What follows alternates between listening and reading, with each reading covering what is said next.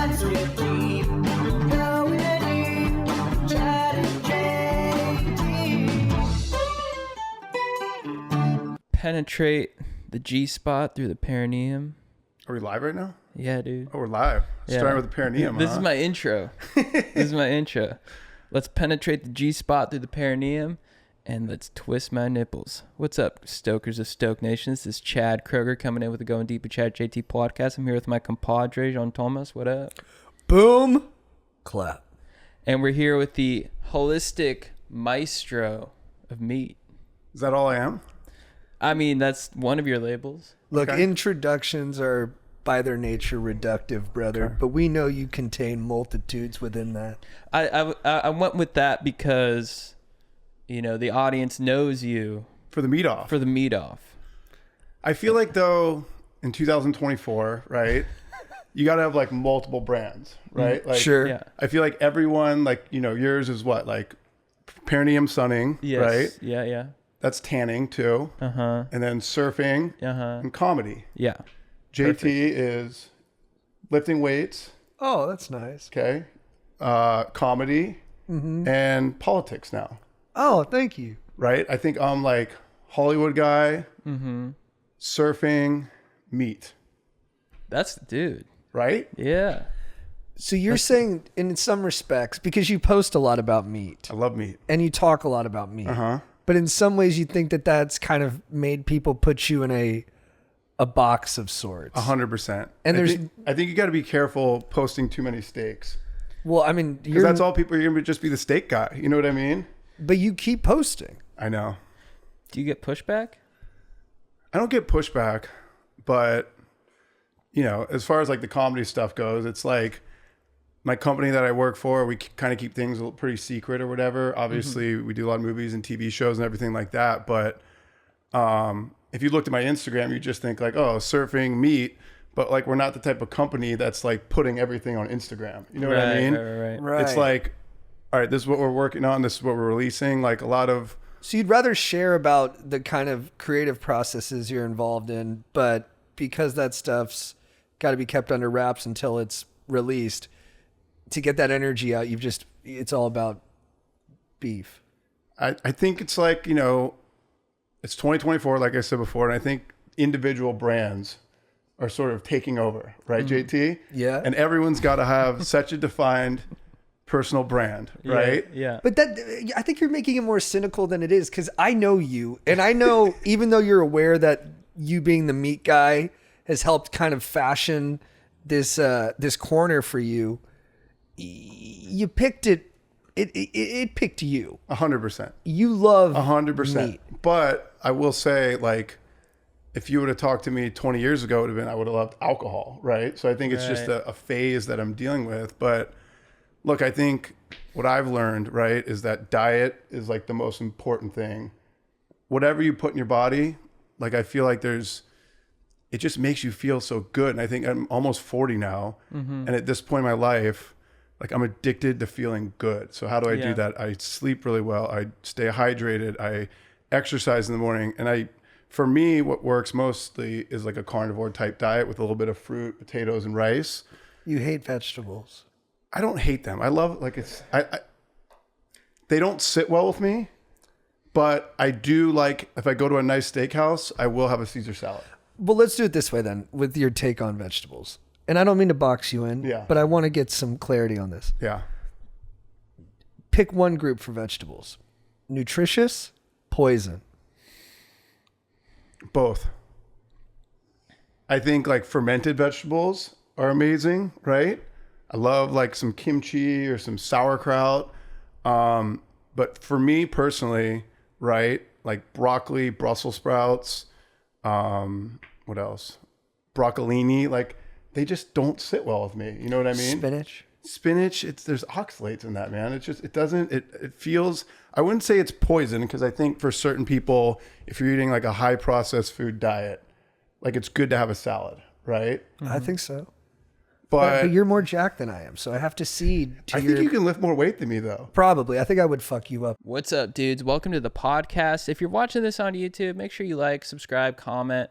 That helps boost the pod into the algo, and then the Stoke can go worldwide. And that's what this is all about. Guys, we are on tour this week. We are going to be in Montana, Great Falls, Montana, this Friday with Strider. Then next week, next week, next Saturday, we're going to be in Brea, California, November 30th. Then we are going to be in St. Louis, Missouri on December 18th, Indianapolis, December 19th, Cincinnati in January, Cleveland, Toronto, Fort Worth, Dallas. Get your tickets at chadandjt.com. Thank you to everyone that came out in Chicago. That was an absolute blast. Thank you to everyone who came out in New York City. Absolute blast. Guys, we are brought to you by Built. If you're a renter, I'd start taking advantage of Built if I were you. Here's the thing. We earn points on groceries, travel, and practically everything else we buy. But we should also be earning points on rent, one of our biggest monthly expenses. Built had changed the game by letting renters earn high-value points on rent and around their neighborhood. Start earning points on rent you're already paying by going to joinbuilt.com/go deep. That's joinbilt.com/go deep. Make sure to use our URL so they know we sent you. Joinbuilt.com/go deep to start earning points on your rent payments today. Let's start the show. Should we talk about the meat off real quick? Let's get into it, brother. Okay. Here's my concern, right? I can't believe I could take you. I could definitely eat more meat than you. Bro, but then you got to prove it. But B, you guys are, how do I say this? You guys are very influential people, right? Oh, that's Thank nice. you. Yeah, very influential, right? I mean, we were at that lunch the other day and we saw Bert Kreischer there, and there was like the 60-year-old lady who is the vegan yoga teacher. Yeah. And she was a fan. And then you have Bert Kreischer, exact opposite, who's also a fan, right? Oh, that's nice. So to me, since you guys are so influential, like look, I'm a competitive person, right? I'm always down for a meet off, but is that the best thing to be projecting to your fan base that you should eat? I mean, look, I'm all about... This sounds like a lot of excuses. Let me finish. I am all about my macros, right? Not psychotic, right? But I try to eat, 240 grams of protein a day because that's what I weigh, right? And so I subscribe to the... Bless you. Thank you. Stay blessed. Thank you. Dude. We're going to get into that too. So I subscribe to 1 gram of protein per pound you weigh a day, right? Yes. But I don't subscribe to the Joey Chestnuts of the world who just destroy themselves. And I'm worried that this would be sending a wrong message. I hear you. I do think that you're kind of, you know what it is? Can I be totally candid? Of course. It's the trap of the big handsome guy. And I grew up around this. I have friends that I grew up with, big handsome guys. They go up against a guy who's smaller, who's the underdog. I got nothing to lose in this meet off. Of course. Win or lose, I come out of it the same. People will applaud me just for my bravery in going in. You come in, you have to win. Everyone expects you to win. That's a lot of pressure. And I sense that. I've always sensed that in all my homies. And that's why I go straight at them, brother. And you got to settle this. There's only one way. Mano a mano, beef going down the hole until one of us dies. Until one of us dies? Yeah. I don't know if this is great for my brand. I don't know if this is like part of my brand. It might be part of your brand. I think it is going my against brand. Big guys. Yeah. Mine is like, look, when I was in college, I played volleyball at USC, right? And Yeah. we were there with all the football players and all that good stuff, right? And, Well, let's play twos at the beach then. Well, okay. I'll dig let me you, get to brother. this. So, like, when I was younger, Sorry, that's not what you were saying. When I was younger, it was like cool to fucking. Sorry, am I allowed to cuss? Yeah. Okay. It was cool to fucking, eat a whole pizza and still be jacked. It was cool. Still cool. To be like hungover and get through the day and be like, dude, you crushed it, man. You know what I mean? I think a lot has changed now, right? And maybe you could say I'm making excuses again. I think you for are. the meet off, but I'm just in a different point in my life. And just because we go to lunch, JT, and I order 3 burgers and with a side of avocado and some pickles, and you order the same thing and devour it in 5 minutes and give me this crazy look when you're done, like I just fucked you up. Like I'm like, we were just getting a nice lunch.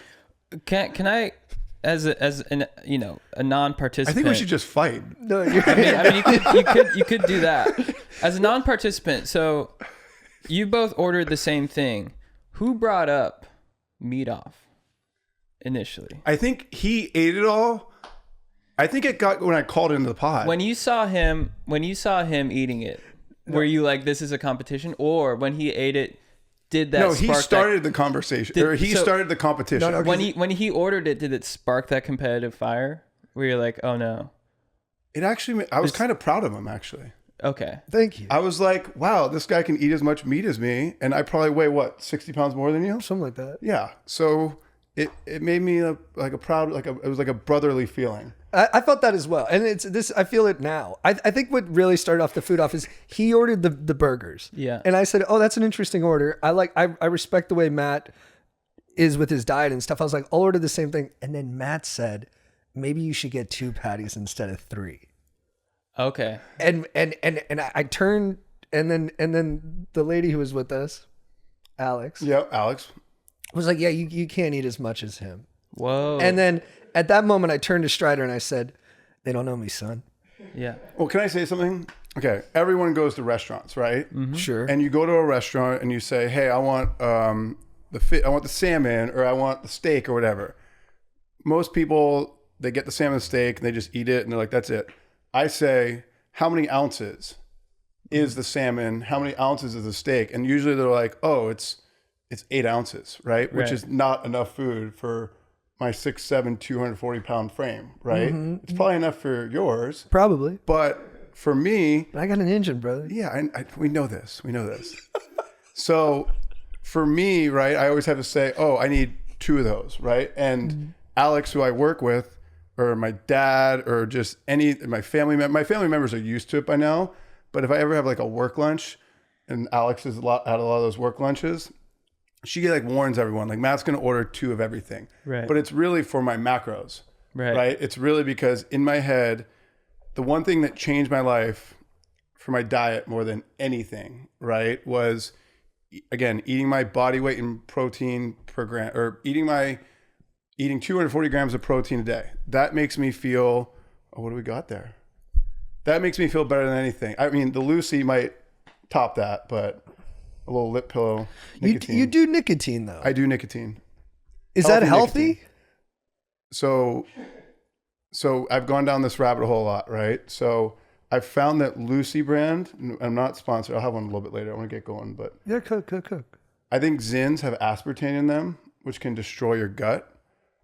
That's in diet soda too. It's in Diet Coke, basically. It's the chemical in that. But I think that's why Chad Zins gets a lot of that. Yeah, I know. Yeah. I'm on the road. You know. What I the know. road is like. I support the journey. I'm on the road. And dude, because I was into it when he called in and was doing the excuse thing that he does. And then you were saying you want in on the eat off. I'd be down. Dude, seriously, I think he might take it. He's a dog. I'm a silent. Again, I'm is a this the silent best meat thing killer. for the Chad and JT brand? I mean, you know what? Competitive eating. Are we going down? Are we going down the competitive eating? You shouldn't do what's popular. You should do what's right. Well, here's the thing. The audience has been on a journey with us. Since we started, I've tried keto. I've tried carnivore. Mm-hmm. And what works best for you? Animal based. Okay. Does that include veggies or no veggies? I'll throw veggies in there, but I guess animal based is just fruit, right? Animal based. There's like 3 different versions of it. There's just the pure carnivore, which is technically animal based. Yeah. There's like the fruit version where I have a buddy in Orange County who does this, who's a huge fan of your guys, but he whose wedding you were going to play at. Oh yeah. But he does just meat and fruit, and then there's the last version, which is basically meat, fruit, and potatoes and rice. Yeah. But would you guys be honest if vegetables were helping you? Honestly, 4 years ago, a nutritionist of mine, a functional medicine doctor, she did Dr. Alice, who didn't call me back. She didn't call you back? No. You were supposed to text her assistant. No, you're adding a leg that never happened. We'll get this set. Thanks, So 4 years ago, she's a good like, guy. I was having some stomach issues, and she's like, you should try cutting vegetables for 2 weeks and see how you felt. I'll try. And I did it, and I felt amazing. And like every day, I would usually have like like at 4 p.m. I would have like just like a gassy, weird feeling. It's gone. And my deadlifts have gone up significantly. Wow. You still doing deadlifts? Yeah, bro. How's that feeling on the back? I deadlifted this morning. What'd you put up? We did 6 sets at 300. That's badass. 6 sets of 6. And it's by harder to 6. lift when you're that tall too, because your 100%. range of motion is huge. 100%. But I feel like lifting makes me feel better than anything. Well, I totally agree. Like there's like, I love surfing. Me and, this is great because, me and Chad surf all the time together. And, surfing, I kind of feel wrecked after it, but it's like my most enjoyable thing. And I feel like the weightlifting, it just makes me feel like sustained energy all day, especially when you do it in the morning. Do you find afternoon lifts are harder? It's tough with my schedule. I lift at night a lot. I But lift you're at more like, creative guy, so like that makes sense. oh, that's nice. I lift at like 10:30 at night. I wait till the kids are down, and then me and my lady will hang out, and then I'll just go do a late night lift at like the 24 hours in Burbank. Do you have trouble sleeping after that? Yeah, sometimes. It does mess up my sleep sometimes. You get sort of jacked up, man. Yeah, that's the thing. I have to like not push too hard sometimes. Like if I do squats or something that really gets you going, I'll find it's hard for me to How turn many on. days a week you lifting? 4 or 5. Yeah. And I'm just doing a straight hypertrophy right now. I'm doing like 8 to 12. I'm not going super, super heavy because I'm going for muscle right now, not for strength or power. But I mean, it's funny. I lift 3 days a week. If I do 4, maybe it's just like a bodybuilding workout. Me and Chad go to Gold's Gym. It's awesome. Gold's Venice. Should we talk about Gold's Venice for a second? I think you guys have to. The Mecca? It's the Mecca. Yeah, I mean, we see Mike O'Hearn there. We saw Arnold there recently. Yeah. It's... RFK. We saw RFK there. I did pull-ups next to RFK, which was a huge moment. Dude, that was awesome. That was fun. He's wearing jeans and a fly fishing shirt. How do you feel when you go to Gold's? Was he eating McDonald's? No. Dude, that photo's amazing. I feel inspired. I mean, we talk about all the time is everyone there is bigger and stronger and better looking. Yep. So it really dents your ego, and then you got to build it back up. Should we tell everyone the best what I way to really do say it. to you, though? Yeah. What I call you when you're there? Say it right now. So when I go to Gold's with Chad, I say, God, how pathetic do you feel right now? Because there's love a that. weird Yeah. body dysmorphia. We call it the body dysmorphia gym because there's like, look, most places I go, I feel pretty big or whatever. I go there, I feel so small. And I think there's something that messes up your head when you go in there that makes you lift harder. Yeah, you're mean, walking in the tall grass with a big swinging dick. Yeah. You'll see a lady there just beasting a 300 That's pound squat. really motivating. Oh yeah, Dude, chicks are so buff now too. Yeah. Like even at the gyms I go to, dude, you'll just see the most jacked chick doing thighs. They're double my size, and she's Yeah. like getting to flat 90 on a squat with 2 plates. I'm like, yo, how is she going to be into me if I can't even take her? Well, and here's the thing too. If it comes to a scrap. Here's the thing too. I'll look in the mirror sometimes at home, and I'll be like, physique's looking good. Then we'll go to gyms. Go to Gold's. Go outside. You know where you lift Yeah, outside. we're in the sun. Amazing. It's in the sun. I'll take my shirt off. I'll see myself in the mirror compared to this other guy. Oh, dude. You start seeing where you're lacking because you look at the hole and you're used to being the cutest patootie. Then you see these other, cutie patooties that also got some heft on it. I mean, it is. I don't think there's any other place on earth that will dent your self-esteem in a healthy way like Gold's. Well, they say, I don't know if it's like Every gym Peter I go to. Attia or one of those like sort of online health people, but they talk about the best way to gain muscle is to like visualize your muscle. Really? Right? Yeah, there's something directly correlated. So if you like, why are you shaking your head? I'm just But think listening. about it, though, okay, do you believe in the philosophy that like whatever you set your mind to, that usually comes true? My life is proof that that's not true, but continue. Just kidding. I'm just being. He needs to work on this manifestation. That's where we differ. JT's a facts science based guy. Yeah. He Well, he's going to be Christ-based soon, too. I know, but He's trying to push He's me going that to way. pivot. He He's going to like- pivot to Christ. I know he's starting to find God, and you'll find him pretty soon, brother. But JT likes to look at what he can see, and he likes hard evidence. Got it. He's not into the spiritual realm. But I would like say. being close to brothers who are into it because I do think there's benefits to it. What do you think of scream therapy? Or primal therapy, we should call it. You know, Yeah. I'm pro therapy, although I've taken a break from my personal No, therapy. I'm not for a talking while. about. I'm not talking about regular therapy. I'm talking about a specific scream primal therapy. Well, so do you want to? I don't want to pivot too quick off where we were at. Okay. So first, let's talk about the visualizing the muscle, and then we'll get into your experience with scream therapy. So do you want to continue about Peter Attia on So visualizing? he basically says that, again, it's a visualization. So if you picture yourself like wanting a six pack or wanting bigger glutes or wanting any of these things, the act of visualizing that will push you harder to get to that goal, right? But again, I go back to what I was saying before about like just normal goals in life. And I think it's a similar thing, but the mind can create physical alterations, if you will, in the body. I do think it's important to know what you're aiming at. 100%. Aim small, miss small. 100%. I do believe in that, and I was being a little bit more negative than I feel. Like I do think because I saw it with Chad. He had a vision board, and when I met him, and I was like, oh man, I thought that took a lot of courage to even say what you want. Yeah. It was hard for me to do that, especially when we first met. And then all the things on his vision board came true. Now I would say more of that had to do with his talent and his hard work and knowing what It's both, though. knowing what he wanted, more than like something that like he's saying you can't really name or see. Yeah. But I do think there's like a lot to be said for being like, look, I want a big bicep, and just owning that desire. Are you guys familiar with like the Cole Pintos in San Clemente, the pro surfer family? Griffin. Yeah. You know, So they're big. He does this thing on Instagram, and he's probably the best American surfer right now. But him and like Koa Smith and this guy Troy Eckhart, they're really big into manifestation in the pro surfing world, right? And they go to these Joe Dispenza sort of like week-long meditation things. And I don't know if you've ever done I'm like a medium meditator, we'll call it. Like I'm not like every day, like psychotic, but I go through phases. But they're like, so like every time before a competition, he'll post on Instagram like his visualization for the day. You know what I mean? So I'm seeing it a lot more. I guess there's a little bit of a pivot from like a physical thing, but like short-term goals, I think that the manifestation in a meditative way, it can really go a long way. And I like calling your shot. Like I like Babe Ruth going out there and be like, hey, this one's going over the fence. Yeah. I think there's something in telling the world what you want. There's a confidence in that is important.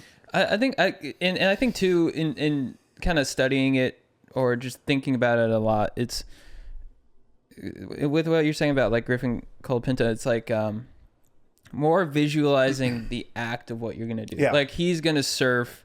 I think when you focus on a result too much, that's where you get into trouble, because I think control that. you can't control that. A lot of times, like let's say we were pitching a show, right? And it's like, you know, a lot of times you'd be like, oh, I want the outcome to be this. I want them to make this decision, like a yes.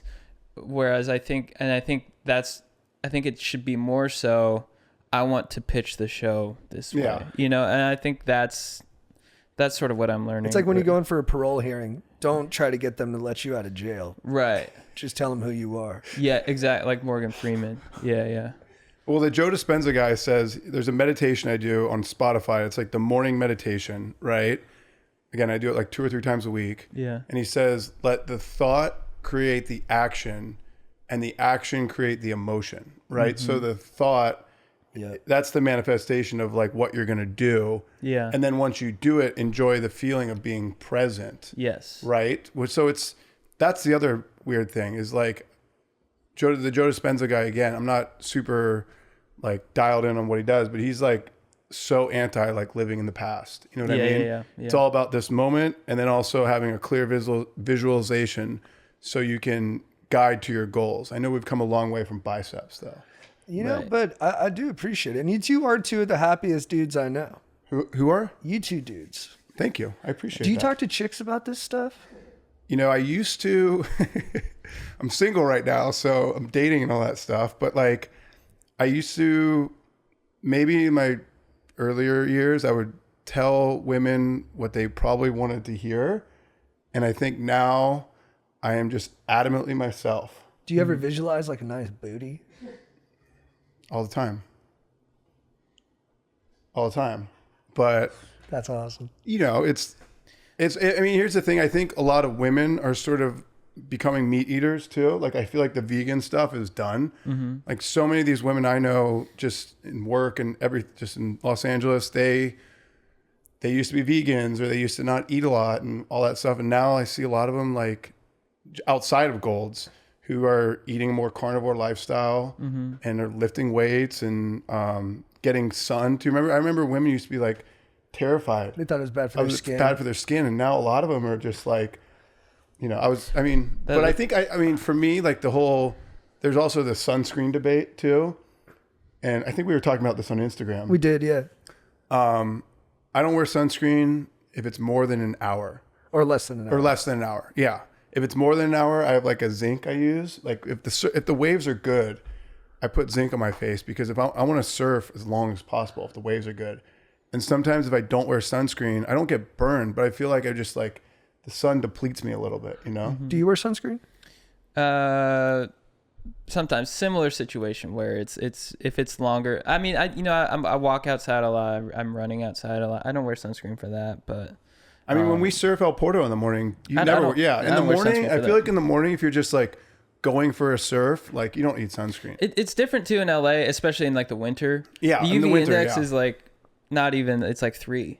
If you're going to like Mexico, then you definitely It's like 7 or 8 or something. Yeah. Yeah, when I go to Hawaii, like you have to put on sunscreen. Like on the North Shore too. Like when I go there, the waves are good all day. You know, it's actually usually best in the afternoon there, right? And you got to like layer up. Like I went to Fiji a couple months ago. I went to Tabarua. I went to Cloudbreak, and good breaks. It was. I mean, the sun just destroys you, and all the guys wear those like the Florence like hoods. Yeah. And I remember when I first went there a couple of years ago, I was like making fun of the guys. I'm like, oh, it's kind of kooky or whatever. But now I need one of those things, and that company Florence Marine is like the coolest surf company out there right now. Right. Have you done Uluwatu? You know, I used to go there a long time ago. It's pretty crowded and crazy now. I think if you're a single guy in your 20s, that's the time. That it's like Cabo Spring Break or something there now. Oh, what about Chopu? Chopu, I have not been there yet. I've been to Tahiti. I want to go to Chopu. It's the problem with Chopu. Okay, so Cloudbreak, right, is a big open playing field. Like you're kind of like if there's 20 or 30 guys out, it's kind of spread out, right? At Chopu, it's like everyone's on top of each other. It's like one little spot. There's one takeoff zone. Takeoff zone, and the locals there surf very good. And so you're not gonna. Chances are you're not gonna. As a guy from California going there, I'm not probably gonna get that many waves. Whereas Cloudbreak, Tahiti is a little bit more like the wave sort of determines if you're gonna catch it. Kind of thing. Interesting. Pipeline in Hawaii is sort of, I mean, I'm never going to get the best waves in Pipeline, but like a lot of my friends do. And they put in 20 years there. You know what I mean? But Pipeline is also, it moves a little bit. There's like a second reef and there's all that stuff. Have you ever had a really bad wipeout at Pipeline? I got knocked out one time, yeah. You got knocked out there? Yeah, it was really quick, but... Yeah. Did you have to be carried in? No, I didn't have to be carried in, but I was surfing. It was like, I want to say it was like 2-3 years ago.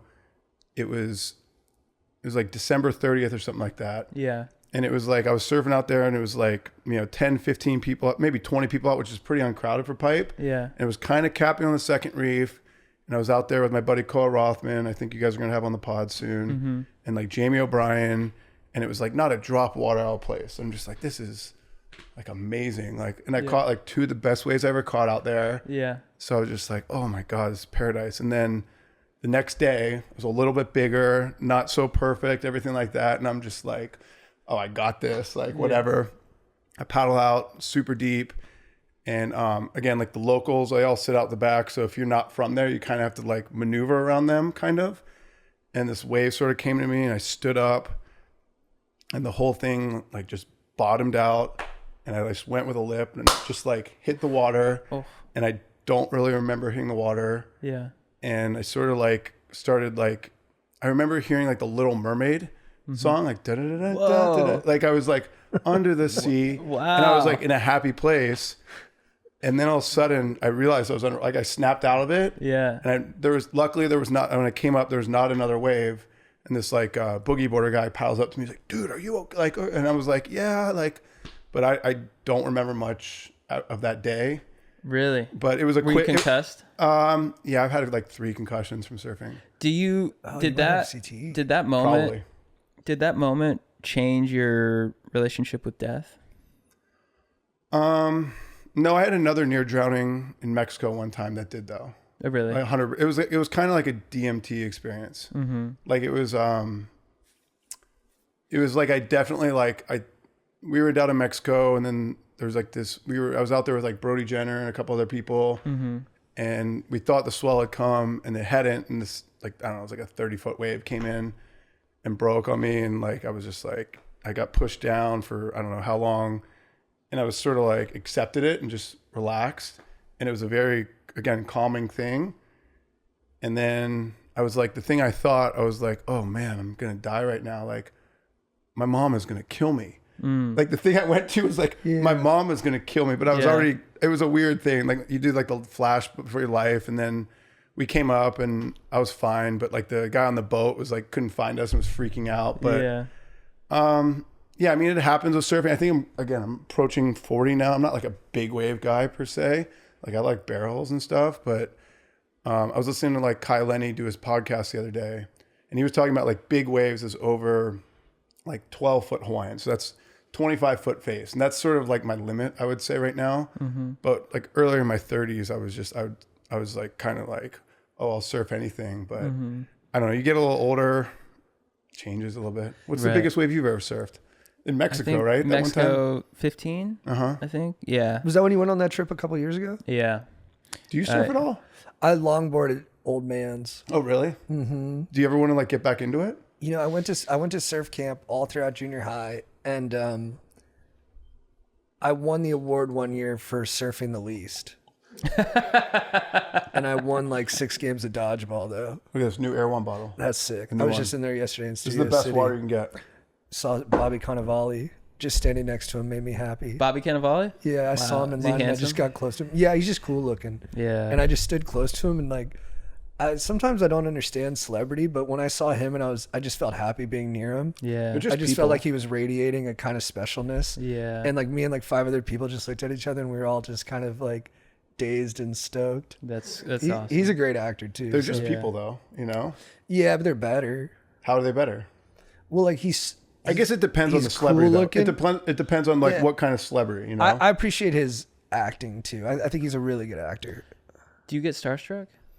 You know, it's funny. When I grew up, right, there was like 3 people I idolized. It was Tom Brady, right? I mean, how could you not? Yeah, It was Kelly Slater, right? sure. And it was Kobe Bryant. Like, and I think those were the only 3 people that, like, at the time when I was a kid, like that would.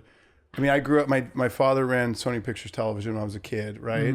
So I was always around like Jerry Seinfeld and Kevin James and Adam Sandler and all these people, like, because he worked with them. So it was kind of like normal, you know what I mean? Yeah. I think like, I mean, you grew up in OC, so it's a little different, I think. We didn't have like actors, but we had You had like rogue people that lived in Orange County. like Kobe lived in Newport. Yeah, he and lived in stuff, Newport. You'd see him driving you'd around. hear about him.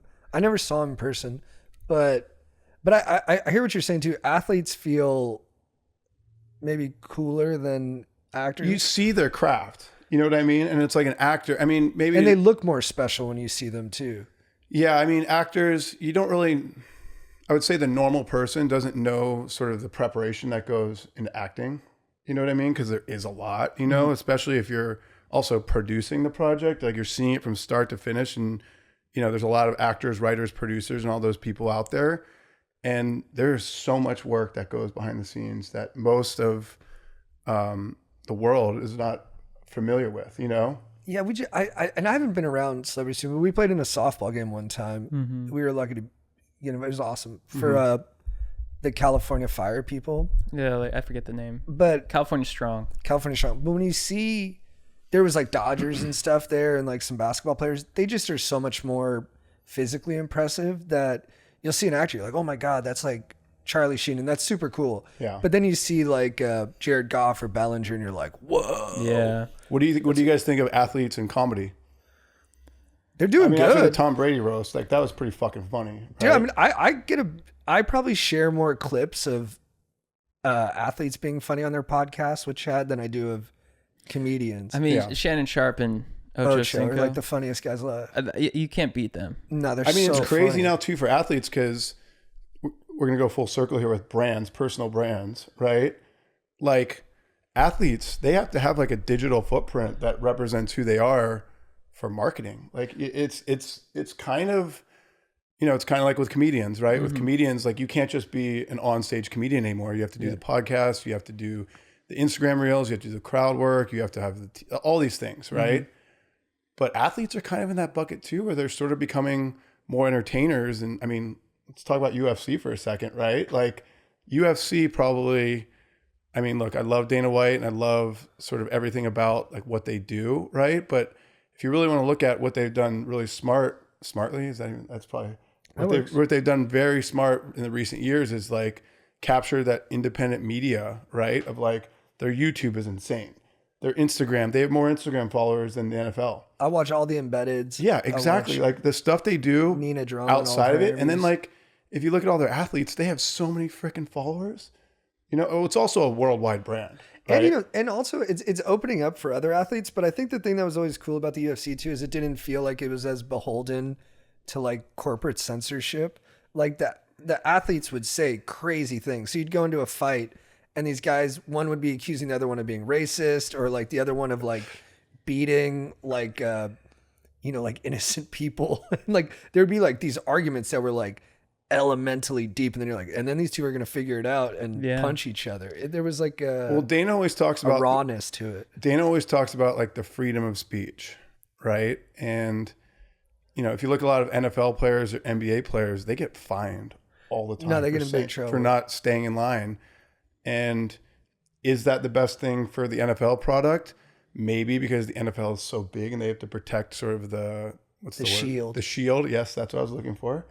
But UFC, it's like it is kind of WWE-esque, and to get the guys to say crazy things, and we know this working in entertainment, like, sometimes in this clickbait world, the crazier of thing you say, people don't look into the context anymore. Yeah, like Strickland and Adesanya, the stuff they were saying, and Strickland's such a wild card. I was like, this is like Strickland was like, you like molested your dog. Or what about Duplessis and and when they were talking about Adesanya, they were fighting like who's the real African? I'm like, I mean that's like it's awesome. Did you guys watch the Vince McMahon documentary? I did. What did you think? I'm such a wrestling nerd that I it felt like a good intro to Vince McMahon, but I had seen all those like 10-minute sections in like 2-hour versions. Yeah. So it was a little bit underwhelming for me. I thought the stuff about him and Shane was really good. That was my favorite episode, and that was the stuff I didn't really know about. It's crazy how all those people become their characters. Yeah, and I mean, with Vince, it's like he was playing this megalomaniacal boss that was like so dark and sadistic, and then you're like, that might have been That's the real clearly what we know now is actually that was even soft pedaling. You see his new crazy mustache? he could be. See his new mustache? Yeah, it looks a little gnarly. But what I want to ask you about Dana? But I do see the UFC though. It does feel like, because I'm not even trying to get political here, but I do think because of Trump and Dana's relationship, and I appreciate their loyalty to each other. Like what Dana says, like, hey, he was the only one who would put my fights on. Yeah, of course. And AC when every other state was trying to ban it. But it does feel like it's like moving into, I wonder if there's going to be a fighter who's going to break rank and be like, no, I'm against Dana and his political alliance. And then that would be really like narratively exciting. Entertaining. Yeah. That sounds like entertaining. If someone like, again, we don't need to get political or anything like that, but Trump was at the fights. And he's front and center in a he's lot front of the and fights. center, And like they're the cutting to fighters him all the time. And Jones like gave him the belt after the fight. And they're doing the Trump dance and all that stuff. But if you're Vince McMahon or you're a media manipulator, you would think that would be good entertainment if Aspinall comes out, who would they support right now? Because Joe Biden's leaving. Like, how would that work? I don't think it would be like supporting another candidate. I think like if Tom Aspinall was like, screw Dana and screw Donald Trump, it'd be like, whoa. At the event. Yeah. and then he fights Jones, who's like, more of so it's right versus left. Kind of. It would be sick. It's already going to be such a huge fight, but if they could, and I don't think Aspinall would do that. Doesn't seem to be his personality. But if they had someone to fill that role, it would be gigantic. I mean, I think one of them could come out and be a Bernie bro. Do you watch UFC? No. Why don't you watch UFC? I've watched it. We went to a live event. We saw. We went to Surreal Gone versus and You're not too together. late. It's funny. My parents, my mom was like, she's like, I'm not watching the fighting, like blah blah blah. I think this was for the Blessed MMA fight. What's his name? Jones? No, who's Blessed? Max Holloway. It was the Max Holloway fight where he knocked Topuria. No, not Topuria. The one before that. Oh, the Gaethje one. The Gaethje fight. That was the best. So I told my mom, I'm like, Mom, like there's this guy from Hawaii who's actually sponsored by this company. It's a sick shirt. Yeah, I've been admiring it. This is Dark Sport. I love this stuff. The Ohana stuff. Dude, shout out. Yeah. So Max Holloway sponsored by that. Anyways, I told my mom, right? I said, just watch the fight tonight. Like I said, she likes Joe Rogan a lot. I'm like, Joe Rogan commentates it. She's like, what? Yeah. Oh, of course I'm watching. Like that was what got her. And she just knew him as a podcaster. Right. Not the UFC commentator. Right. So anyway, she watched it. He's got the coolest gigs. And talk about a personal brand. He's got strong. So anyways, so my mom was literally texting me like 30 times, just like, oh my God, like every single thing, because she had this like preconceived notion that she would just see clips on Instagram of people bloody and all that stuff. Mm-hmm. But she didn't understand. What I love about UFC is how well Dana choreographs the event, of the energy of the event, right? So it starts off kind of slow. Have you been to UFC? I've been to a couple. We went to Ngannou versus Gane, and then years ago I went to Liddell versus Renato Sobral in Chuck's Vegas. Yeah, we were talking about him I love because he's kind of wild at the fights. Like if you just look at video of him, it looks like he's partying nicest pretty guy hard. ever. He's the nicest guy and ever. And he's also a little like he's been hit a bunch, so his facial movements when he's just chilling are. So he basically, anyways, what I was getting to with Dana, the way he choreographs the event, especially when you go, but like it's just the energy buildup. Like I respect boxing. We don't need to get too much into Jake Paul, Mike Tyson stuff, but boxing is all about that main event, right? Mm-hmm. UFC, you could watch the first, the second, whatever, and that could be better than the main event. You know what I mean? You just never know. So I think the hardest part for me for UFC though is the names. There's just so many names. You know what I mean? Right. It's like, oh, it's and that, they don't it's stay that, on top like, for too long. For Max Holloway, I was like, oh, it's that Hawaiian guy. You know what I mean? I sort of put them all into a bucket, if you will. You know who could be the guy to bring Ngannou back, and then he's like the ultimate immigrant story. And then we have all this stuff going on about the border. And then he comes in, he's like, I'm fighting on behalf of all the immigrants who belong in these countries, deserve the opportunities. And Dana and his boy, they don't want that to be happening anymore. And then him and Dana already have beef. He left because he said Dana wasn't going to compensate him correctly. And he could be a real threat to, I think Jones would beat him, but he'd be a good threat to Jones. I mean, you should Francis open border in Ngannou. Exactly, dude. I'm not. I didn't know this was a political podcast. No, we're just setting it up as Vince. We're Vince McMahoning it. We're Vince McMahoning it. Yeah, but dude, so I went to the fights. I loved it, especially the walkouts. That's my favorite part. And then the camaraderie there. These guys in front of us that kept handing us our food. And we're like, dude, we're full. Well, I think he had a crush on Chad and our buddy Grady. Oh yeah, and then Grady for sure. So the guy wouldn't stop giving Chad and Grady food and drink, and like at a certain point we were just shoving it under our seats. And they were Mexican and Moreno was fighting. So during the Moreno fight, they just kept turning back to us. They're like, Moreno's winning, right? I was like, nah, I think he's probably down around. And then they just stared at me. I was like, yeah, he's probably up. Yeah. Wow. But that environment was awesome. I loved it. And I never really watched sports growing up. I'm really into football this year. Good. I'm getting into it. I'm just a little bit slower to get into those things. I think for me, UFC is like. Do you like the blood? Do you like when guys? I used to mind it. I don't mind it anymore. To me, I think the biggest thing is just taking the time to watch sports. I've never really. He's into football. I've never really done. Yeah, that. football. I mean, look, for me, I think football and UFC are probably tied. They're awesome. At surfing, I watch a lot of pro surfing. I watch a lot of pro surfing. Yeah, a lot of surfers like UFC. Yeah, I think again, this company right here. They sponsor MMA guys and surfers, right? So I think they're in Ruka, and then Pat Tenore, who started Ruka, he has a new company, Tenore, and they sort of do surfing and fighting too. So I think there is a lot of crossover. You see a lot, like Kelly Slater does a lot of jiu-jitsu. There's a big crossover.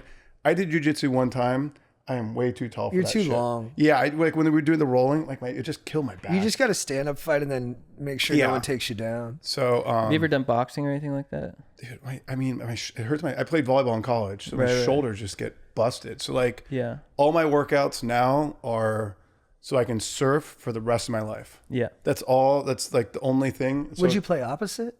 I played opposite first 2 years and then middle junior, senior year. Yeah, I could tell. I wish Strider was here. I played volleyball against Strider. I know, right? Did you play against him? Yeah, he played at UCSD and I played at USC. Wow. So you were in a match with him for sure. yeah, 100%. You know what's great? Hilarious. Dude, Bounced on him. he has a hair patch like right here behind his like on his right scapula where he thinks it's from more testosterone being in that area from swinging so much with that arm. He should use some peptides for that. But do you have any like kind of I think I have a partially torn labrum and I have arthritis in my shoulder. from just swinging so But much? again, like if I, like all that matters to me is surfing, right? Like I always say there's like the 4 W's in life. You heard of the 4 W's? No. Okay. So for me, it's, work, right? It's wellness, stakes, right? Yep. Waves, Yep. and then women. Those are the 4 things. And there's like a Zen philosophy that if you have, And if you're gated wieners. no. No, but not you. But you got to make it open that if Oh someone, yeah, exactly. No, I mean, I mean, for anyone, right? So I'll get to this. So you got to have like, there's a Zen philosophy. It's called the power of choice, I think, where if you have more than like 5 things going in your life, you become overwhelmed, right? So like, for example, if I ever like, I remember I tried to get think about it. I tried to get into crypto for like a month, Right. and I went fucking crazy because I just was juggling too many things. I'm looking at surf reports, I'm pitching TV shows, going on. I had a girlfriend at the time, like whatever, right? All these things. And when I find if I add one more thing that like is a hobby or an interest or whatever, like, eventually when I have I guess the family will take over for women. You know what I mean? Because I'm still single or whatever. But Can we get a W for it though? well, it's just, Wildlings? the way it's just for That's me. your own That's organization. that's It doesn't have for to be me, a the W. 4 W's, right? But yeah, I just get overwhelmed if all my friends that are into like the stock market and like into like fast trading or whatever and on crypto and all that stuff. I'm like, yeah, I get why you're into that, but like I'm looking at surf reports all day or in the morning, or I'm reading scripts, or I'm, hearing pitches or like meeting with writers or actors or any of that stuff. And I don't have the time for it, Can you describe to someone how beautiful it is to have a good setter on a volleyball team? It's pretty pretty. It's pretty pretty. Because they're kind of the quarterback. Well, they're the quarterback. It was funny when I first started playing volleyball, setters were always shorter. By the time I was graduated from USC, the best setters in the world were like 6'9", 6'7". Whoa. I'm 6'7". So they were like, the setters got like, kind of like quarterbacks actually, now that I think about it. Because like quarterbacks used to be kind of smaller. Now, Tom Brady was like 6'5", and I think Aaron Rodgers like 6. They're not the tallest people. And they used to be shorter because sometimes it's like a low bump and you got to get underneath. Yeah, it. but like now, like the way the game volleyball is played now, it's a much faster game. Like before they Those quick set it, sets. and it was like that. But like even to the outside, I still follow like USC volleyball or whatever, and I see the way they play, and it's like it's totally different than when I played. It's those quick little jump sets yeah, that they do. yeah. But the setters still, they kind of call the plays, right? And they make the They call the plays. on who's They gonna get swing. whoever the serve, they bump it. They always get the second shot, and they're strategically figuring out based on who's blocking on the other side. Where like volleyball, whenever we would do like video, it was always about like tendencies. Tendencies were everything. And so I was middle, so I was always knew that the setter would set this guy 76% of the time, or he would set the opposite 33%. So you sort of know that. And the trick to volleyball is like, can you overcome, in high level volleyball, is can you overcome, the tendency of your team, because they're going to watch tape. They're going to know that you set this guy so many times. So they're going to try to play the ball to where you got to go elsewhere. Exactly. So, and now volleyball is so fast. It's crazy. A lot of these guys I played with in college, they're still on the Olympic team. There was 4 guys on the Olympic team this It's year. old. Our team's a little too I'm old. 39, and I'm like, wait, those guys are all still... And our beach guys, like you'll see like Dahlhauser out Yeah. there. You're like, dude, this is like 5 Olympics in a row. I mean, but going back to what I was saying before, like longevity, and I think that's a reason why diet is so important that I think so is because everyone does hyperbaric chamber, everyone does ice baths, everyone does sauna, everyone has a diet for themselves. They know exactly how much to eat. The recovery is on point. They're not like, it's just pro surfing too, like pro surfers, like they used to be party animals back in the day, you know? And now, like I was saying with Griffin Cole Pinto, he's like going to week-long Joe Dispenza things. So I remember when Mick Fanning, they used to make fun of him for bringing a workout ball on tour. They're like, you're a bitch. Yeah. And now they're all athletes. All athletes. Pivoting, especially the big wave guys. Like when I go to Hawaii. Yeah. When I used those guys. Yeah. When I used to go to Hawaii 15 years ago, when I go to the North Shore, you'd walk by these houses and it smell like cigarettes and beer. Like it smelled like a keg party, you know? More degenerate. Yeah. Fast forward to today, it's like surf all day. You're like, oh, what are you doing tonight? Like, oh, I'm going to go to Billy's house and we're going to go sauna, ice bath, and then we're going to barbecue steaks and go to sleep at 9 o'clock. Right. Like that's what's cool now. The lifestyle. I dig it. Pivoting just a little bit. So we have someone in chat, Grandma Dominator, who has typed in a for a number of episodes, and his girlfriend is obsessed with his beehole. Wow. And I think it looks like now she's penetrated it, and doesn't seem like he's totally comfortable. It's a big pivot. Yeah. We went from ice baths to beeholes. Beeholes. Well, we think they could be connected. Okay. I guess a question for you, for Grandma Dominator. It looks like she wants to keep going. Looks like she wants to take BBC in his That's a big beehole black cock. while she finger blasts. I thought that was a peptide. Wow. Do you think? Yeah, that's good for BPC 157. Yeah, I That's a mixed good them one. up. Do you think Grandma Dominator should put his foot down, or do you think he should continue to make his girlfriend happy? I think he should do what makes him happy. Right. But Right? But Like, she wants it. But I mean, I think he should do what makes him happy, and he should probably draw a line. Right. Especially if it's, how long is the relationship though? Because like I feel Good like early question. on in the relationship, Yeah. at least for me personally, like in my past relationships that didn't work, I was again telling girl what they wanted to hear, and I wasn't like being myself. You weren't being yourself. And I think Yeah. you got to be yourself. Right.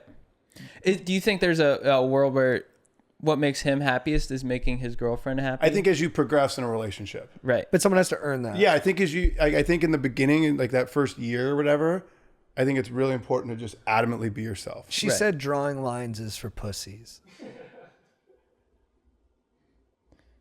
No, Matt. She sounds. You know so much about the body. Is there anything that you could tell us specifically about the butthole as a kind of a vector for pleasure? I mean, I know you guys are big perennium sunners, right? Yeah, which is more the taint. You Yeah. are as well. I mean, in privacy, I don't do it at Black's Beach. Right. That was a really good experience. Yeah, I don't know if I would have done that. I saw you. Dude, I thought you would have crushed it. I thought there. it was a comedically a good on-brand thing for you guys to do. Yeah. I don't know if I would have partaked in it. I'm telling you right For now. me, it's a personal practice. I'm telling you right now, you would have crushed it. It was Yeah. a very positive experience. Yeah. For me, it's a personal practice. Chad did great. So I know. JT crushed it. He ran him first in the ocean. There was a European couple that dropped trout, then JT really set the tone. I just want to say I love you guys, by the way. Yeah, I love Thanks you, you guys for man. having me on, too. by Of the course, Dude, man. it's an way. honor. This is fun. Yeah, Actually, and there's you're a another guy. there's another question in the chat that we skipped by, but I noted it. Animal factory farming. Okay. What do you think? It's interesting. I mean, have you ever driven up to San Francisco? Mm-hmm. Okay, you know when you're driving, I think it's on the 5, right? Yeah. There's they call it Cowschwitz.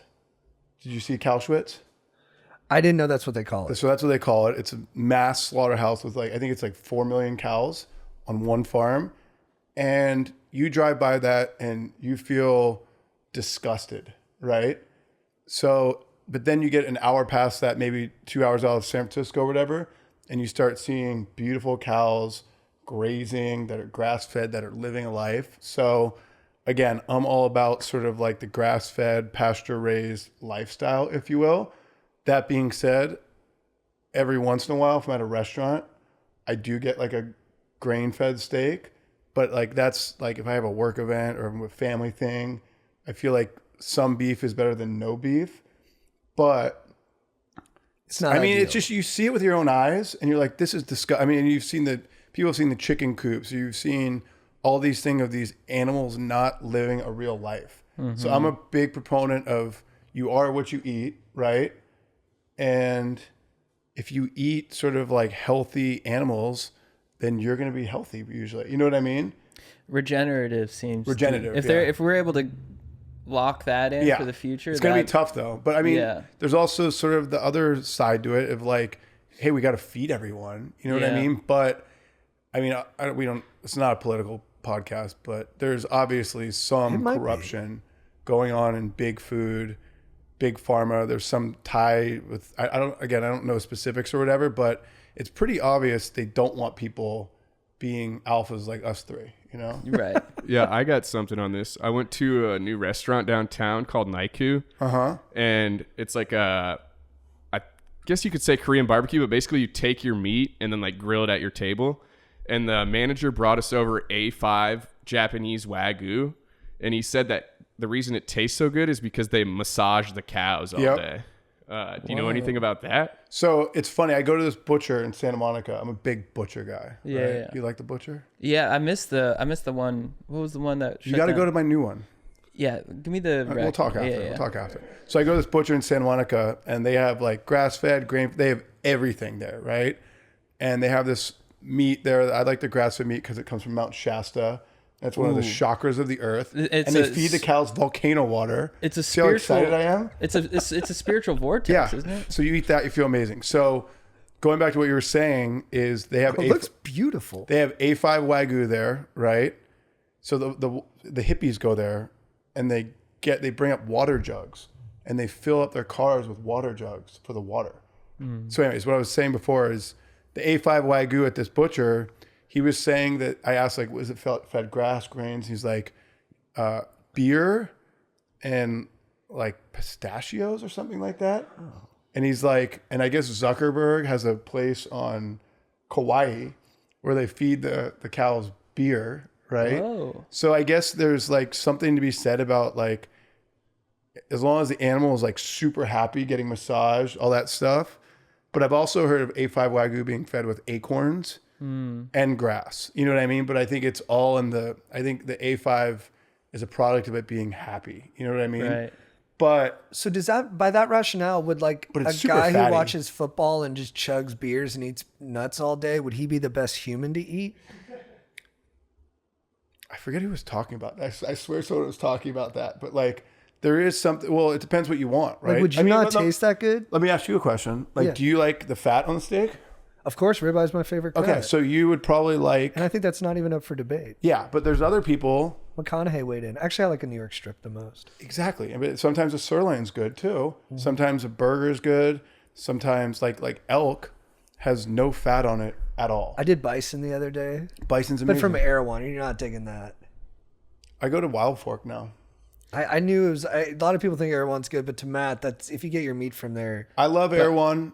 Look, I know the owners very well, right? And I think Erewhon's an incredible... It's probably the best fast food you can find in the world. You call that fast food? Well, think about it. You go in there, you say, give me a combo plate. It's fast, right? So by definition, yes, it is fast food. But it's like... It's the healthiest fast food you can get. So I think the convenience of it all, they have some like sort of ranch frozen stuff there, but I get all my meat from this butcher in Santa Monica, and then I get all my game stuff from Wild Fork. There's Wild Forks all over Southern California.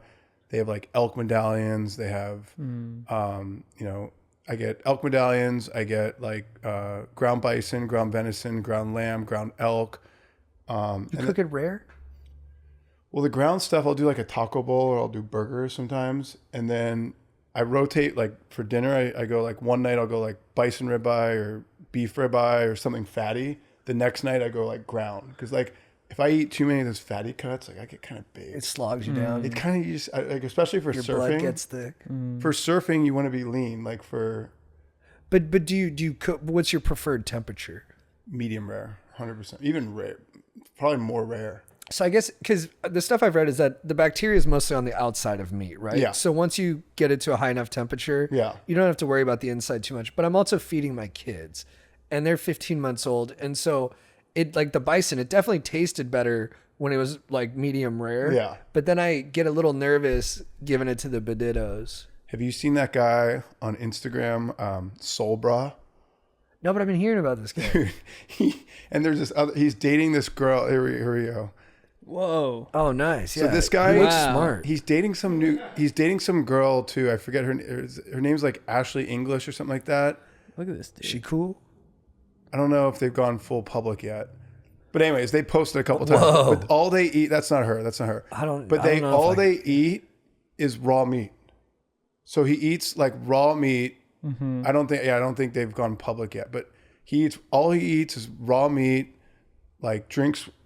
And she posts these videos too where she's like, this is what I typically eat in a day. Is it And just beef?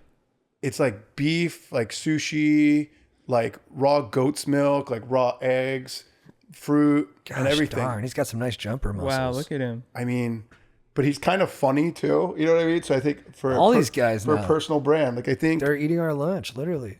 Let me ask you guys a question. For all these, like, well, because health influencers are very in right now. Yeah. But I think there's a fine line. Like when I post my stuff, I like to be kind of funny, right? It's got the right energy. you got to be like, you can't. I think there is this fine line of like taking yourself too seriously. I think there's a big Right, thing too with when you're a health influencer. If you have to look happy Yeah. with your lifestyle. I think a lot of it is if you're so strict with your lifestyle, but you Yeah. look stressed out. Like then that what's- Brian Johnson guy. Yeah.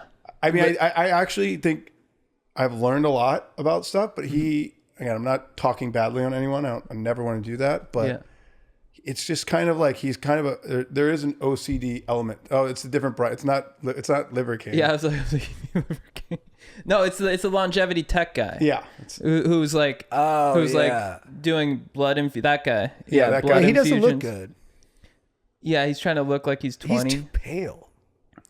I don't want to talk shit This guy either. looks miserable. I just mean that as a like I'm No, I mean, but reviewing art. I think there isn't, like, I remember I found myself for a while, like I would get like, I'd be traveling. I'd be like, oh, I didn't have this or that. Or like, I usually eat at 1 and it's 2:30. I'm going like, I think there is a balance of like life is going to throw things at you.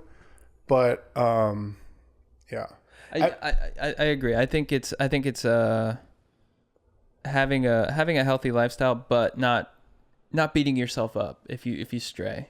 Can I ask you guys a question? Yeah. Yep. What is if you were to put a ratio on the content that you view, right?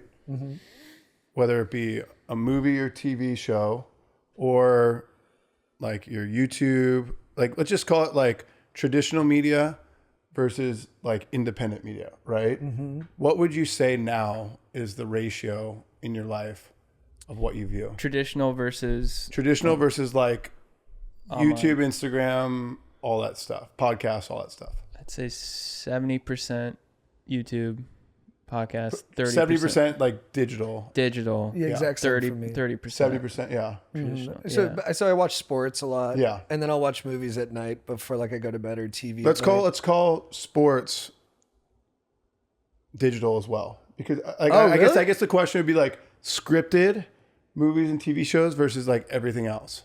Oh, then it's like 80-20, 85-15 Yeah. maybe. Yeah, up there. Is that the same with everyone in your guys' life? Probably. Probably, yeah. I mean, Jake is probably 95 digital. Yeah, I mostly just watch like live streams, video game content, sports. Like he watches, like when we're on the road together, he'll put Twitch up at night. Oh, wow. And we'll watch streamers and stuff. Got it. You know, when we were in New York, it was an interesting thing. We were browsing the on-demand hotel movie menu. Yeah. And scrolling through, and I saw about like 5 movies that I knew of, like Deadpool, Wolverine. I watched that. We watched the Blake Lively one. It Ends With Us. It Ends With Us. I saw those, and I was like, I knew of those movies. I know those movies were in theaters. And then it said there's more movie. There were like 25 movies where they're like still in theaters with stars. Like, there's like a Mel Gibson movie. And I was like, I didn't hear about any of these. Well, a lot of those movies are also like foreign acquisitions, right? Okay. So like there's all these film markets where Yeah. they say, hey, we got Mel Gibson. Oh, this is worth $10 million in Romania or like these Right. countries, and they've raised money off that. Yeah. and they're never released domestically in the United States. Okay, that's why I was confused. Yeah. I was like, how did I not hear about any of these? But guys, I'm interrupting this podcast to let you know once again that we are brought to you by Built. Guys, this is a massive PSA for anyone who rents. If you haven't heard of Built, you're about to thank me and JT because earning points on rent is now a reality when you pay your rent through Built. You don't even have to check with your landlord to start earning points that you can use towards flights, hotel stays, fitness classes, and even your next rent payment. That's right. You can take your rent payment and you can earn points towards sick things. Hotel stays, fitness classes. It's like you might as well, if you're paying rent, you might as well get some benefits out of it, right? Absolutely. I think that sounds pretty sick. And payments can go towards the sick. I mean, seasons are changing. I'm already dreaming of a warm weather getaway. You know, I love you lose.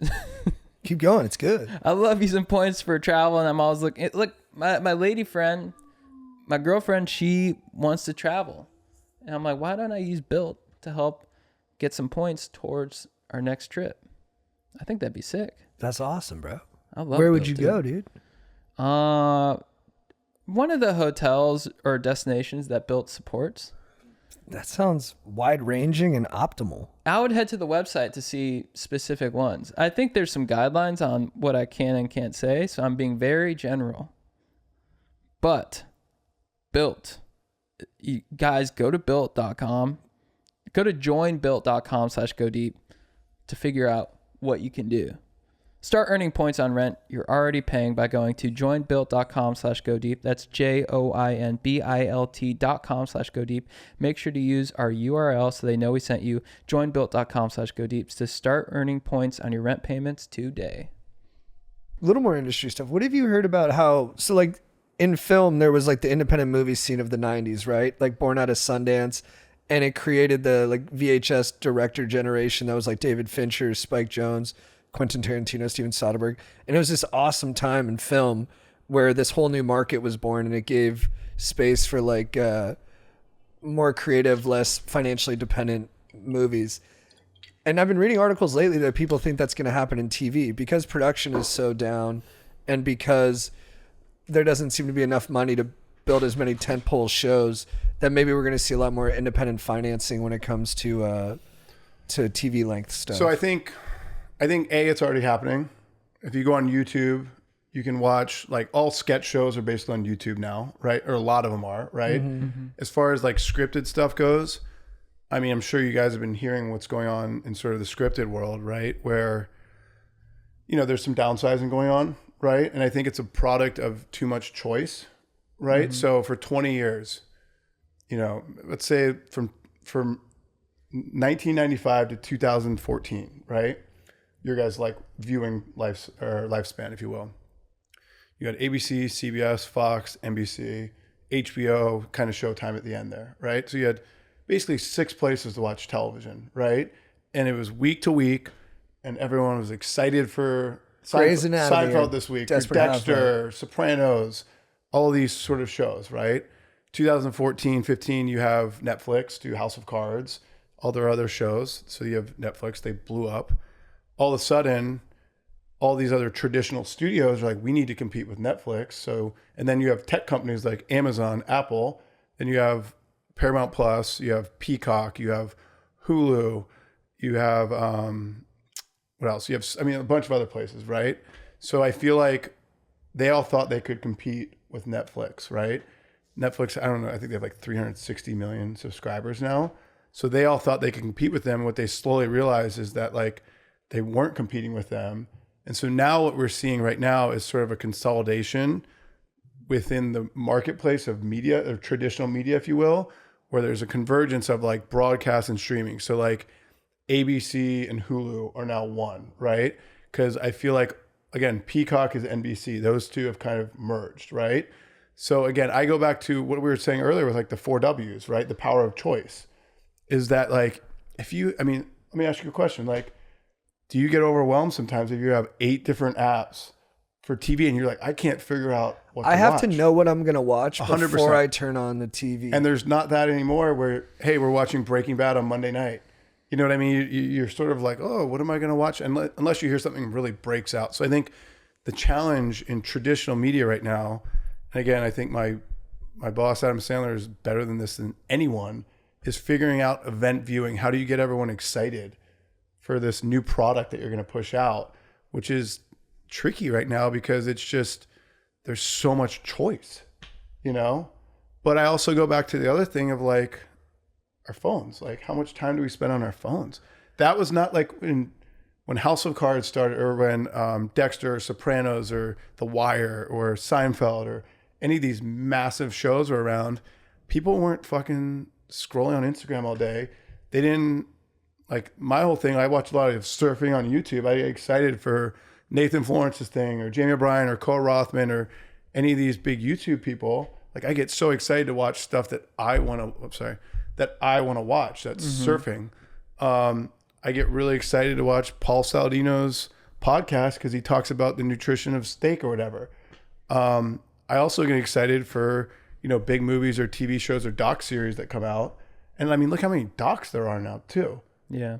I think part of it is retention. Like, nobody is going to sit through a 2-hour movie when you can just watch a TikTok clip that takes 2 minutes that summarizes it. I don't know. I think younger kids just don't have the attention span. Everybody's so ADHD these days. Yeah, I mean, I thought about that for a minute too, but like, you got to look at the podcast thing too. Yeah. People are listening to 3, 4 hour, 2-hour podcasts. It's a little more passive though. It is more passive. You can be driving. You could be doing all that stuff. And again, if you like, when you went to the movie theater, right, you paid whatever, $18 or $24. You bring your family, you buy popcorn. That's like $100. And you're going to stay for the whole thing because you're invested in it. And now it's like you turn a TV show on, and if you're not like in the first 15, 20 minutes, like, you're changing it. Mm-hmm. And so I think that's also, you know, when we pitch TV shows and stuff, especially the streaming services, they're always like, they want to get to it so much quicker, right? They just want to like get to it. You know what I mean? Whereas before, some of the best shows on television that were on cable, right? Slow burn. Sopranos is a slow burn. There was a show on, one of my favorite shows ever was on Netflix, like 2016, Bloodline. I don't know if you ever saw that show. The Kyle Chandler Oh one? my God. And it was like this, it was like first season, like, it didn't get to it till like episode 7. Yeah. But like, you're just like, when that happened, it's kind of like music too now, right? Music. Remember like old, like Tiesto albums and stuff? There'd be like 9-minute songs. Strobe? Dead Yeah, Mouse? yeah, Strobe, Dead It's Mouse. like 12 minutes. Like, you'd have all those. Yeah. And it was like this long, drawn out thing. Yeah. I mean, like Doors, like Light My Fire, like all these things. Yeah. And now if you look at like all these TikTok songs, which I kind of like, Yeah. I'm not going to lie. No, they're great. Yeah, they're great. But they're a minute 48. They hit. That's like that Tommy Richmond guy. Yeah. His songs were so good on there. Well, And then they just become so ubiquitous. They just earworm you. here's what I want to say though. I think right now probably is the best time ever for comedy though.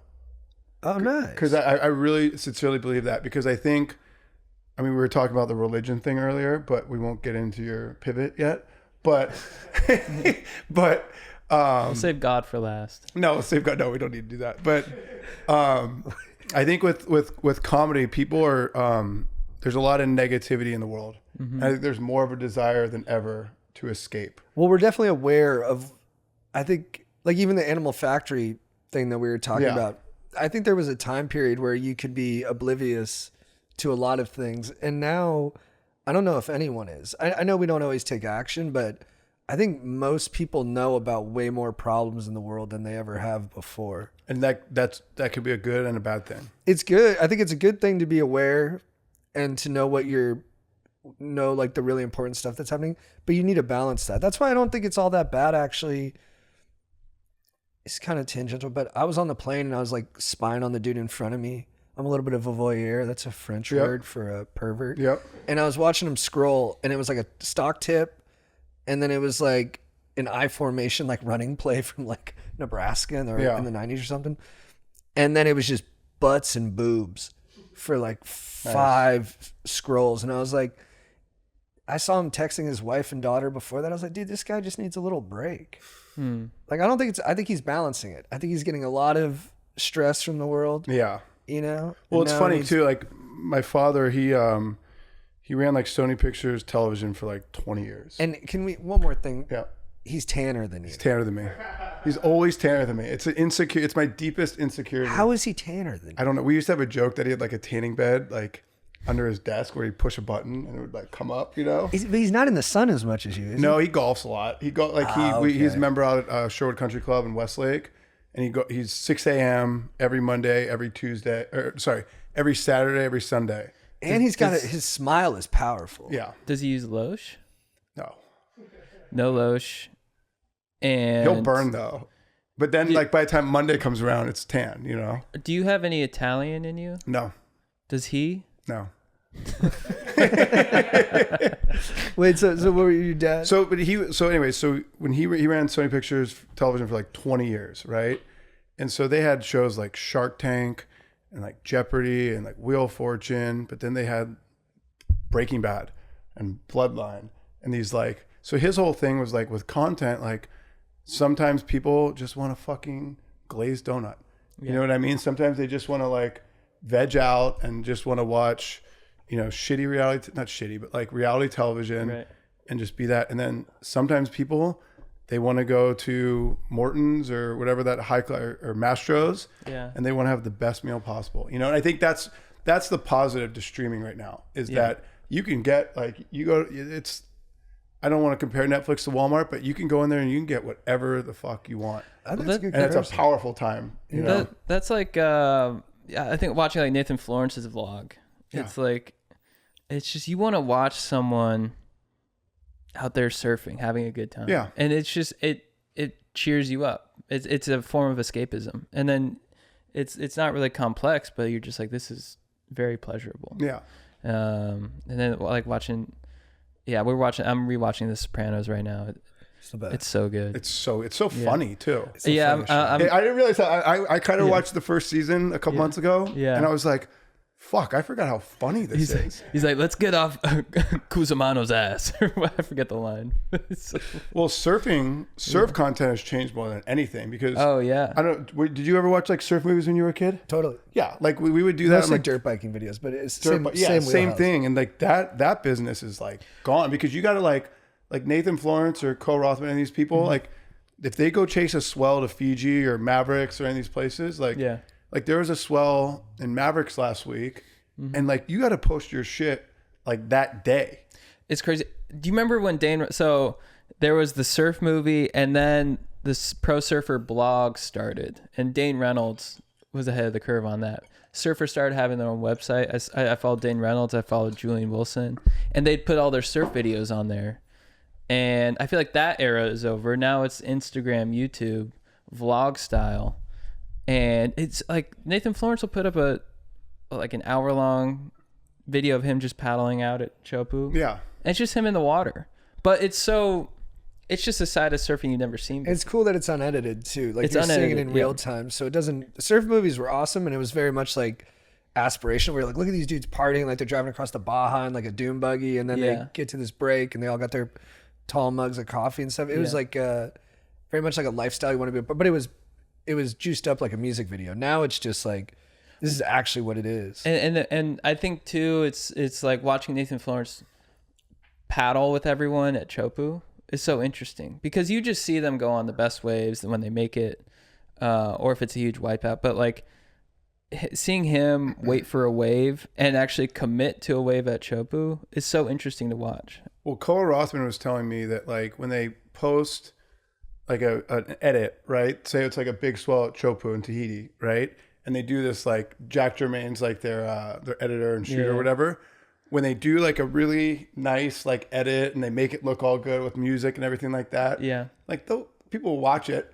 Then they'll do one of him just like walking around the North Shore, like just talking to a camera. Yeah. And it will crush it. Yeah. So I think people crave, going back to what we were saying before, like, I think, again, going back to comedy, it's like people crave sort of authenticity in this fake world that we kind of live in where everyone is sort of putting this, I mean, we're all guilty of it, like on social media, putting our best lives in front of it and everything like that. And sometimes people want to see the real shit that goes on. Well, and now people know what editing is. 100%. Because people have phones and then everyone basically has a rudimentary understanding of editing. So they kind of know better now when they're being manipulated. So I think there is something trustworthy about just a guy staring at his camera, no breaks, and you're with him for an hour of real time. Yeah. You're like, all right, well, this isn't propaganda in any fashion because I'm there. I know he's not. It's funny. We're editing our movies differently now. I don't want to talk about this too much, but like, Netflix movies, you're watching them on Netflix now. Before, you were watching movies on a big screen. So it's also changed how you edit. The scale of it. Oh, yeah, 100%. Because you got to think like it's just a different viewing experience on Netflix than it is sitting in a theater on a giant screen, To the auditioning process, sometimes they'll have, they'll send, Chad does more acting, and but like me, Strider, Chad, they'll send us parts. And then the person who ends up getting the part is like a huge star. And I'm like, why did they send that to me? I mean, I think you want to see everyone, you know what I mean? And it just depends on the movie and who's directing it and producing it and all that stuff and the budget and everything like that. Because if you have a bigger budget. Oh, so then if they have like more bread left over, then they're like, all right, we can pivot. Well, it's just you want to see everyone, you know what I mean? And then like sometimes too, you could be talking to a big star. You don't know if he's available and you think he is, and then he maybe drops out or maybe he can. And like you're figuring out his schedule because he's in post on this other thing, or he's, it's like it's a game of chess, or if you will. So, oh, that's interesting. And then, so have you seen it where like a big star couldn't do it, and then someone got their big breakthrough because they were just next up? All the time. It happens all the time. I think like that's good to hear. Well, like Aaron Paul in Breaking Bad, like he was just like he was in like Van Wilder before. Like he was like that. He had that one doofy part. Yeah, that one I didn't part. realize that was him. And then he got the pilot for Breaking Bad, and I think they were gonna kill him in the second episode. And they loved him so much, and the rest is history. I mean, again, it's just, I think that's the funnest part about movies and TV is just like, you never know how the audience is going to respond. But the issue now is, how is the audience responding? Because there aren't these big water cooler conversations on content like there used to be. Like when Game of Thrones everyone was talking about Game of Thrones. That was big.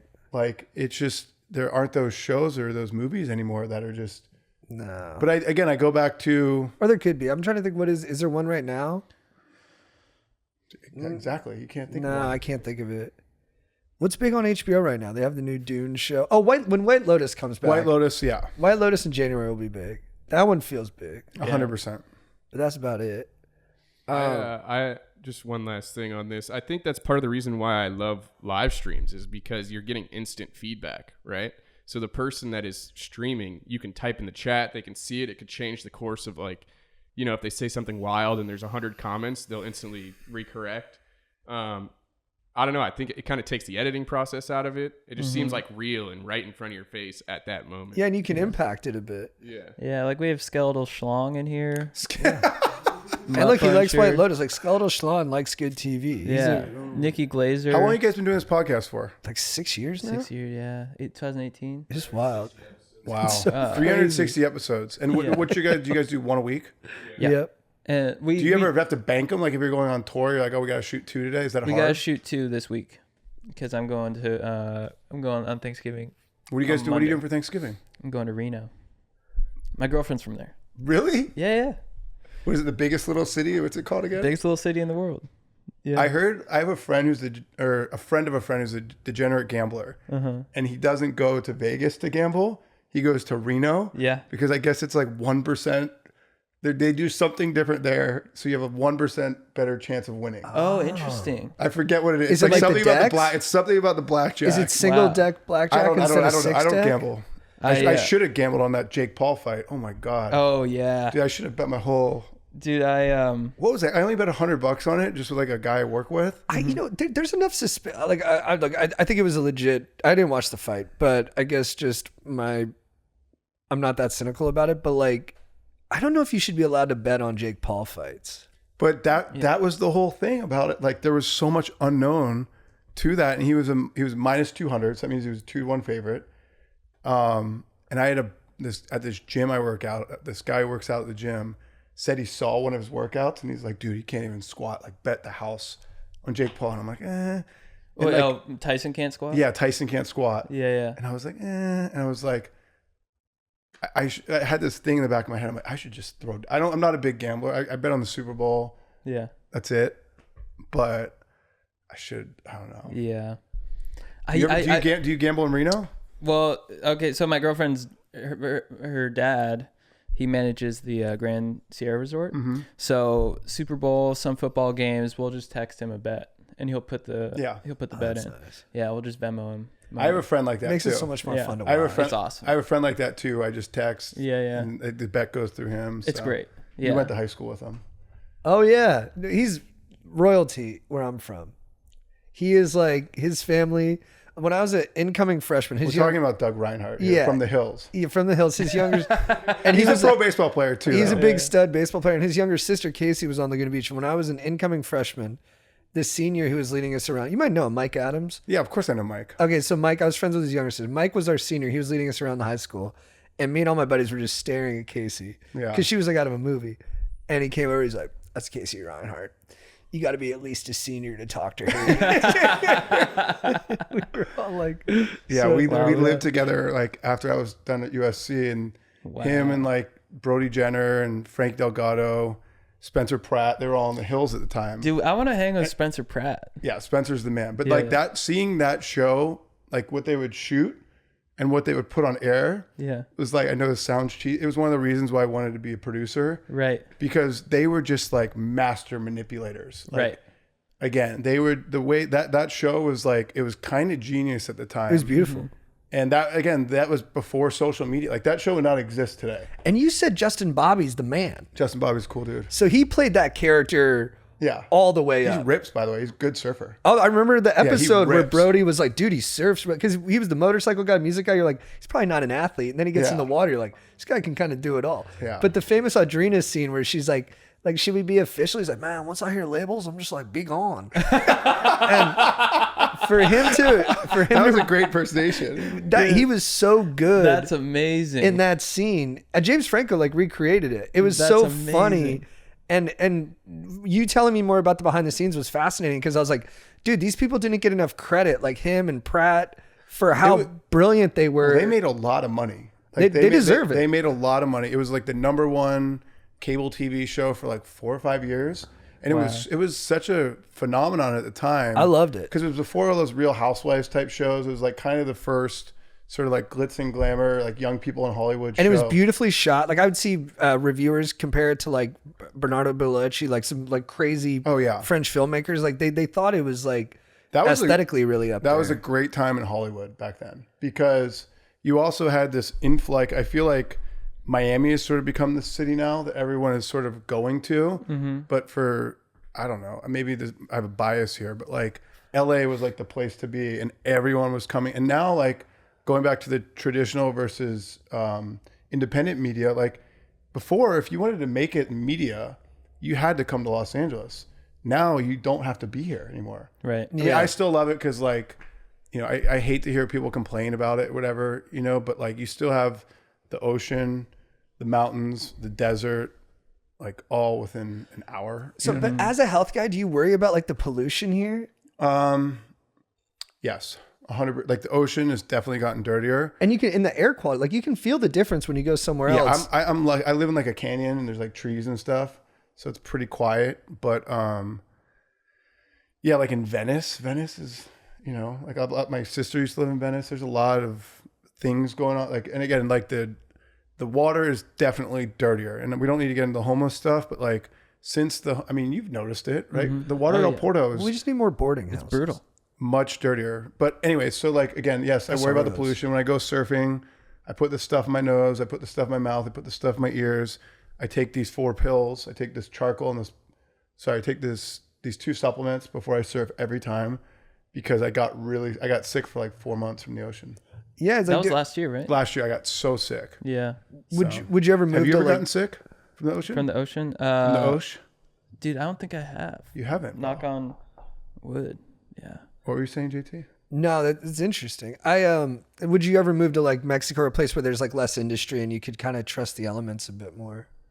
It's funny. I think about that sometimes, but I also think about, I go to Hawaii every year, like December 20th to January 5th.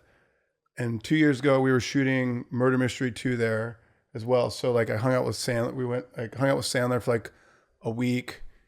after I was there for 2 weeks. So I was in Hawaii for like 3 weeks, and I wasn't working because it was like we have a 2-week break during the holidays, and then I was like kind of working with Adam, but we were playing a lot of golf and just hanging out and stuff.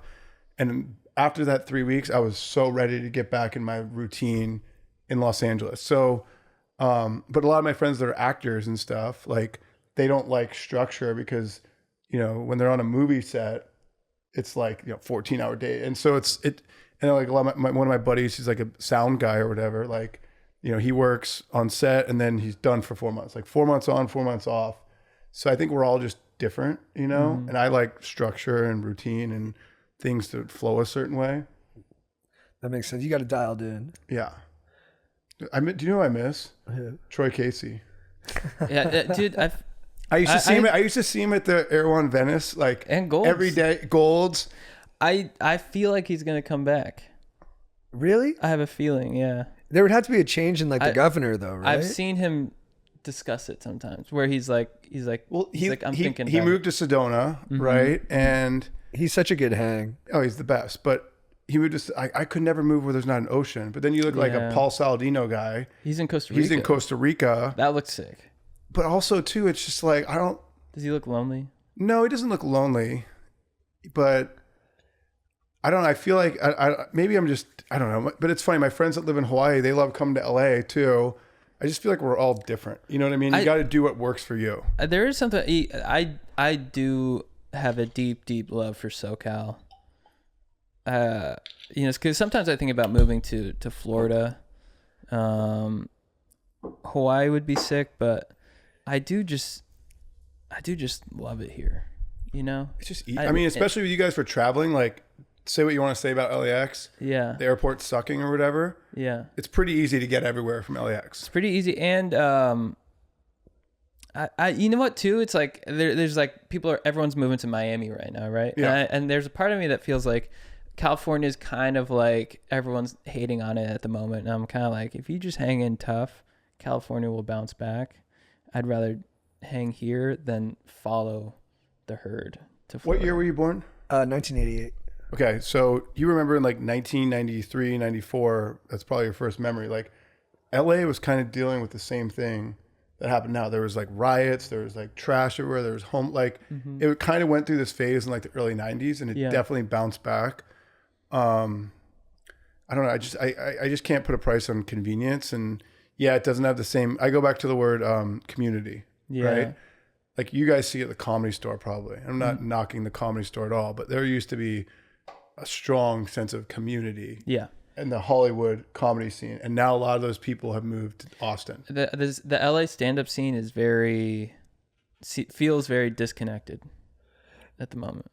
Yeah, I mean, because we don't do the mics anymore too, and that community kind of changed. I think the store is still very strong. It's just, it's not as... Well, there's still good comedic talent there. Yeah, the star power is not quite where it was, and it's not as tight-knit of a group up top, but like we have friends who work there and stuff. It still very much has that, like, it's still the place to be. Oh, 100%. And I think maybe I'm talking about like the community of Hollywood in general, where like before, like Hollywood and West Hollywood, it used to feel like a town kind of, you know what I mean? There was a warmer feeling to it, you know? Is that just us getting older too? That's what I think about too.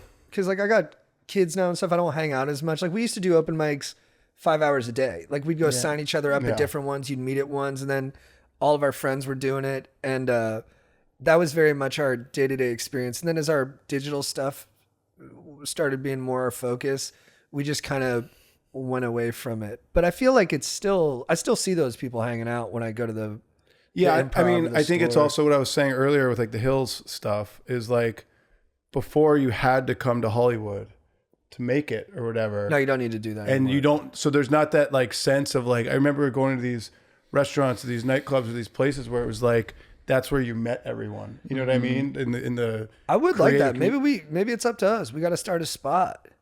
Like, dude, what if we opened, I'm only half kidding here too, something with all of our interests. What if it was a butcher shop, a boarding house for semi-permanent housing for people who are low income, and we were doing stand-up out of there?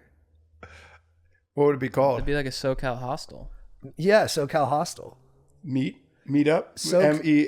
Oh, meetup. Yeah. Yeah. Oh, I like that. Yeah. Dude, Dude, I'm not. We could do something like that. I think it'd be really fun. Like almost like an adult frat house, but but with more of a purpose. Like we're not just about like getting the slosh now. Now it's about like really your health, your creativity, and your community outreach. I mean, drinking isn't that cool anymore. I haven't drank in 5 months. Yeah, it's not. How often do you drink? I drink hard probably 3 times a year. Yeah. Yeah. When was the last time you drank?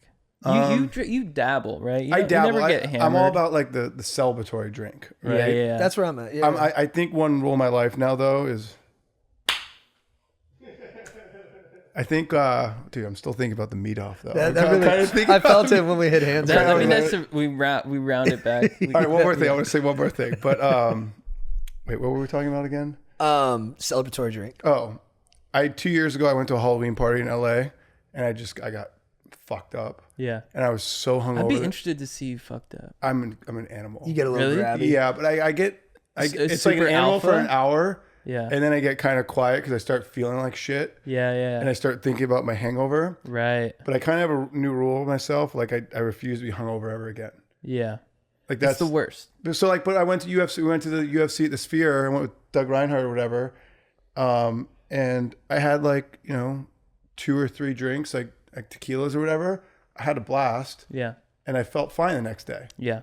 That's being hungover is the worst feeling. I can't stand it. And losing days, I lose 2 days. well, especially when you have you guys have strong purpose. Yeah. Right. Like you guys have your stand up, you have your podcast, like the TV show, you have like all these things that like, hey, I'm working towards this. Yeah. And if a day happens where you can't, and even if it is a rest day or whatever, but Yeah. like, If you stray off the path, I think a lot of times in your 20s, you have more testosterone, you recover better, but you're also kind of figuring out who you are. Like I feel like you don't really know who you are till like 26. Yeah, if you feel bad, you're not too worried about it. Yeah. You don't feel like you have much responsibility to stand up for. Yeah. His hangovers are rough too. Yeah, and I think too, if we Mine are really bad, but I'm a big fan of structure too, and I think that's one thing I struggle with in comedy is the lack of structure, and so drinking especially, because even on you've seen it, even on weekends, I just feel like I always have to be productive. 100%. And He'll not surf with me on weekends just to do like film a video or whatever. Like yeah. he's very dialed. Yeah. But it's funny because I feel like It's good. What's No, cool it's a- about what's it's a also really cool about good thing. what's also cool about the comedy community now is it's sort of a little bit more health centered too Yeah. now. Like Yeah. I feel like comics before when I was a kid were just like crazy people. You know what I mean? I Yeah. think they still are, and there still are those people. Yeah. But also there's so much transparency in the world now, going back to individual brands again, of like if you're that guy who's always fucked up or missing shit or whatever, Yeah. like the world is smaller now than it used to be. People's reputations are everything. Well, and dude, they're too hard on people. Like, speaking of Bert, like I think people will slag on him in comments and stuff and think he's like a mess. Mm-hmm. And I think that's his on-camera persona. And I think there's a benefit to that. It makes him relatable to people. And there's a lot of people who like to party but still want to have a good life. If you meet Bert in person, he's super dialed. He's very warm. Like he brought that whole restaurant together when we were there, and he was so kind to everyone. We got cornered by an older comedian. I accidentally got him to tell a story that went for 20 minutes, and we everyone had to leave, and we were all, deferential to his seniority and let him get the story off. Bert listened to the whole story and was so kind throughout. Which doesn't sound like a big thing. It was a long story. It was like 15 minutes, and we had like another meeting after that. And I was sort of like stressing or whatever. On top of the fact that JT just ate like 24 ounces of meat. Yeah. But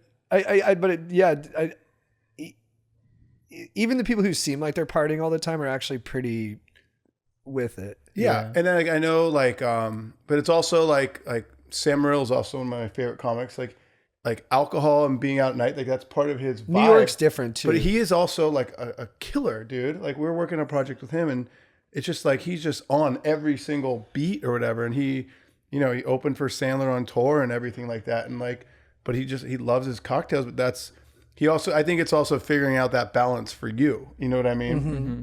Yeah. So, dude, I wanted to bring one thing back, maybe before we do a call, but I gotta pee. I need you here for this part. Sorry. Dude, you gotta be here, okay? Sorry. Because you guys are both experts on this. Okay, cool. Sorry, doggy. Yeah. Hope you don't get a UTI. Thank you. Why is there still this division in wave measuring? Why have we not just gone full metric, which I'll call the Hawaiian style of measuring waves, Okay. versus whatever the American style is? So I think there's 4 styles. Actually 5, actually. Now that I think about it. There's 5 ways to measure a wave, right? There's the Florida, which is like way bigger than it is, right? So Florida, if it's a 5 foot, if it's a head high day, it was 8 to 10 foot, you know? Like that's the Florida one. Because they don't get waves there a lot. Let me stop real quick. I'll say that the more waves a place gets, the lower the foot count. That's usually what I have come to terms with. So in California, it's just straight up face. You see the wave, oh, it's 6 to 8 foot. It's a couple feet overhead or whatever. Mexico is, I would say Mexico and Hawaii are pretty similar. Mexico is a little bit more like in Mexico, they'll be like, oh, it's like 6 to 8 foot or whatever. And that usually means 10 to 15 foot faces. Hawaii, there's only like 5 sizes in Hawaii. It's like, it was 2 feet. It was like 5, it was 3 feet. They say tree. 3 feet. It was like 6 foot. It was 10 foot, or it was like XL, right? But in Hawaii, they always just sort of like say it's one number, right? It's never like 6 to 8 or whatever. It was 6 Oh, foot. interesting. So like Hawaii, and basically like Pipeline, there's basically like, it was 3 feet, it was 6 feet, or it was 10 feet. And so it can be a 15-foot wave and they'll say it was 10. Yeah, they kind of measure it by the back, but it's more of like an more of an overall, attitude. It's a vibe. Because they don't want people to be like big shitting it, saying they were scoring bigger waves than they were. Yeah. Because they don't want you to feel like a big shot 100%. just for surfing waves that you should be able to surf. And then there's the Australian one. Australian one's sort of in between California and Hawaii and Mexico. And I would say Fiji is probably with the Australian one too. Well, as kind of a layman, I feel like California has it the most accurate. Like the face, looking at the wave and seeing the face, that should be what you measure a wave by. Like to call it by the Hawaiian style, be like, oh, you measure a wave by the back of it. I'm like, but that's not really our experience. Like I was saying before, I think in Hawaii, it's fucking huge all the time, right? And like the ocean just moves so differently there. Like it's just like it just has a different energy to it. So it's more of a generality of it all. You know what I mean? Because like there's like, okay, so let's say it's like 6 foot Pipeline, right? It's like double overhead, we'll say. There's gonna be 2 foot waves. There might be a 14-foot wave. It's just like there's so much more action in the ocean. Whereas in California, if you go to Rincon in the winter, it's head high. You're going to say it's 4 to 6 because most of the waves coming through are just 4 to 6. There's not like all this other. There's not as much variance. Yeah. I've always felt like Hawaii has measured it that way, and a little bit to establish dominance. Like we are the premier surfing spot, so we're gonna do it our way. Like you can do it your way, but this is Hawaiian. You know, right? Like it's got to be massive for us to give you a big number. 100%. Yeah. 100%. And it's like there was some meme I saw the other day. It was like a guy on like a fucking 20 foot California face. It was like, oh, it was like 5 feet. Yeah, it's like, it's literally like, I forget what the joke was, but it was one of those. There's all those like surf, like Jonathan Wayne Freeman type things or whatever. You love JWF, huh? I love JWF. Yeah. Tree feet. I told him I was coming on the pod. Oh yeah. He's like, about time. Like I can't wait. You know. He's like I love that guy. The first time I ever. Do you know Jonathan Wayne? No. So he's this guy. Jonathan Wayne Freeman? Jonathan Wayne Freeman. He's this guy on Instagram. He's like a surf comedian, we'll call him. I'd say he's a little bit more of a surf comedian than you guys, you know, but he's like whatever. And he just does these funny, like sort of talk to camera things. But he has just like, he just launched a podcast too or whatever. But he's a great dude. He's an awesome dude. But the first time I ever like met him in person, he came out to LA. We had steaks at Belcampo, RIP. Oh yeah, that's a Belcampo. I missed. And then I remember the second time I met him, I was down at Lowers in San Clemente in OC, and he rolled up in like a brown Crown Victoria, you know, like a towel car, like one of those things where it was like throw up brown, like you know that color brown. It was like squeaking, like the whole car was like squeaking, and it was like. He's such awesome. a vibe. Oh, his most viral video is about how women should respect husbands who surf more than husbands who golf. 100%. Yeah. Oh yeah. Because you're out there, you're getting bronzed, you're getting a workout. Doesn't take 6 It hours. doesn't take 6 hours. It's 2 hours. When you're golfing, you're getting hammered. You're not getting as much exercise. It's like when you come back from surfing, you're a bronzed god. You golf at all? I do. Religiously or just like once a week or Once a month. once a month? Dude, I went out on Father's Day by myself. I was like, this is the most father thing I could do. And I'm so stupid because I don't golf that much. I just booked one round and I wanted to play by myself. I didn't want to be in a group. So I go up to the tee box and some dudes roll up and they're like, hey man, I think we're playing with you. And I go, no, I'm solo. Start playing. And then another guy's like, hey man, I think I'm supposed to be playing with you. I'm like, nah, I'm solo. Like I thought they just wanted to hang out. Yeah. I text my brother. I'm like, do I feel bad? I've been denying these dudes playing golf with me. I was like, but I just want to be solo. He's like, did you buy all 4 rounds for the tee box? And I'm like, no. He's like, yeah, those guys didn't want to hang out with you. They're on your tee box with you. Because it was a public course, It was a right? public Yeah, course. so they do foursomes or whatever. They have Yeah. to fill it up. So you basically vibed them. I totally. You looked out on them. And then the dude behind me, I'm like hole 5. I'm like, oh man, it's getting backed up. I got to merge up. Yep. The guy behind me's coming down to his cart. Ball whizzes by his head. He starts yelling and screaming at the dudes who hit up on him. It wasn't really their fault. He was totally Did you covered say in 4? trees. I didn't hear it, but I was pretty far back. And then he starts screaming, about to turn into a legit fight because the guy won't let it go. It was all my fault for backing it up. Wow. So then I had to run in and be like, hey, it's my fault. I'm sorry. And I played with that guy for the rest I of was the going to say, round. you probably should have like teamed up with someone at that point. At that point, I looked at him and I was like, dude, if this guy gets into a fight, I have to fight with him because Yeah. I'm the one who made all this mess What time? happen. So this was on Father's Day at what time? Probably like 4 PM. Oh, okay. That's At a good. That's a good time to play. Handsome Dan. Golf is so much better when you're either the first one out or you're playing like late in the afternoon because I can't do the 9 a.m. on a Saturday and like it's like this whole. No, I'd rather get it in late afternoon Yeah. and just sneak in 9. I think golf is too long. I think it should be 100%. 13 holes, and I'm really happy after 9. I almost never need to do the full 18. And then I have friends who will do 2 rounds in a day. Wow. Well, I'll go up to me and my dad. We used to go to Pebble Beach a lot. We would do like 18 holes and 36, then 18, then drive back, and like you're wrecked after that. Beautiful. And then I was like in Maryland or whatever, like a month ago, and I played at this place called Caves Valley or whatever, and we walked 18, and it was like super. I was wrecked after that, and I think I'm in pretty good shape, but like it's a different kind of shape, you know. It takes also back to the health thing. What do you think about all that fertilizer in there, bro? Dude, I was thinking about that. Yeah. I thought about that. Yeah. Big time. Especially like I used to like when I'd get my ball, I like lick it and like kind of clean it. I'm like, now I'm not doing that. Dude, well, sometimes now that I'm aware of it, sometimes I'll be golfing. I'll be, my hands will be in the grass on the ball, and I'll be like, do I feel different? I Yeah. think it's the fertilizer affecting my It's crazy. my body. How long have you been doing nicotine for? Never. That's my first one. What'd you think of it? You know, I do it when we do stand-up shows sometimes. That felt pretty good. Sometimes Yeah, this is the cleanest brand.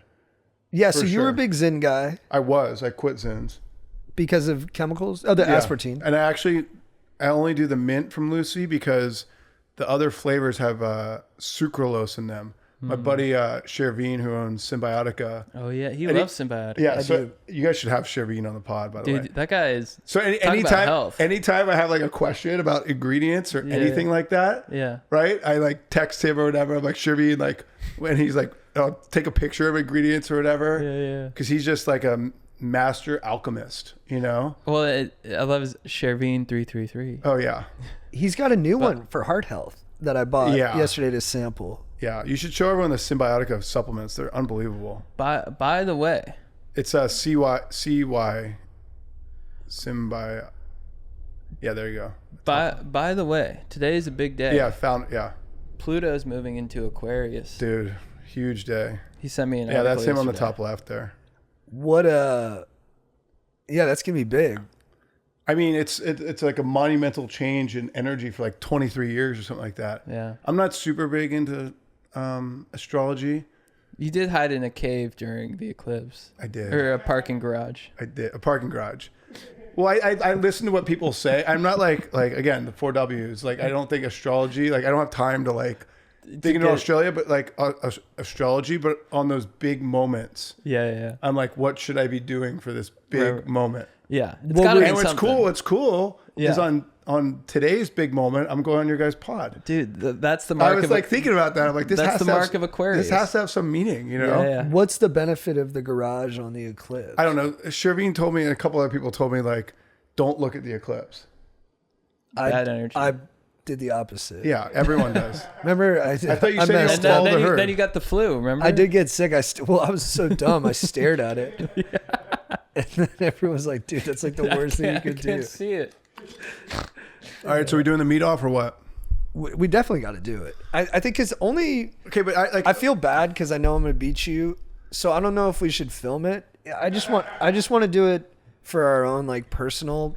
Because I think that'll make us closer. To eat 4 pounds of meat, like that's what we're gonna do. Yeah, I think we should just eat until one of But us like, quits. what if I'm like fucking sick? Wait, let me say something. What if I'm sick the next day and the waves are pumping, and I can't fucking surf because I was like, dude, I did this meet off and I'm just like shitting myself right now or something like that. Like, wouldn't you feel bad? I can't think about tomorrow. I think here's the thing, man. You got to think about the 3 guys that you mentioned: Brady, Kobe, K. Slates. Yeah, but they played How a many? sport. But how many? how many times did Kobe have broken fingers and like a twisted ankle? And they're like, dude, you shouldn't play tonight. But he was like, it is my like it's beyond my job. It is my responsibility as a person on earth with this energy to maintain it day in, day out, regardless of the fact that the conditions All right, let's talk aren't about perfect. like Joey Chestnut, right? Like Joey Chestnut or the other guy or whatever. Kobayashi? Like, yeah, like how do they feel the next day? And you Like, can't- isn't that but very dude, unholistic? This is my Chat, thing. Back me up. Yeah. No, don't do that. But here's the thing. I'm in between 2 worlds. I want to see the meat off. I hear your point about the meat hangover. Could be tough. The meat hangover. I have gut issues. Yeah, but bro, bro, why are you so healthy if you can't have one day where you push the envelope? Here's a compromise. And this might Sorry. be a conflict. you don't have to be sorry. But, Thanksgiving, do you go all out? No. Damn. The only time I go all out is like if I surfed like 7 hours Okay. and I'm like, oh, I'm gonna go to In-N-Out right now, Right. Or I'm gonna go to like Sushi Park and like just like if I like hike Mount Whitney If or some shit. if you've depleted all, If I've just like, and it's like a weekend, I don't have anything to do. On Sunday's a chill day. So if this were to happen, it'd probably have to be like a Saturday afternoon. Yeah, thing. find a day in the next 8 months where you feel like you can eat. But here's and I mean this sincere, and this goes beyond the competition because it seems like I just want to like battle you, but really it's because like I want to create a memory with you. I want to create something that will forge a bond, and I think the best way to do that is when people are pushing beyond their normal experiences. If all 3 of us dig in and we have a meet off and there's no escape hatch and we're just staring each other in the eyes and we're begging for mercy from the other one and none is there and you got to push beyond what you think your stomach, your He's gonna mind, win, and your dude. asshole can handle, that is like, that's life, dude. And then we'll always, and dude, I would love to lose to you guys. I would be honored. But like Prefontaine said, you might beat me, but you're going to have to bleed for it. what? Okay, let's. How old are you? 36. Let's play this out. Let's say you lose. Would you be bummed?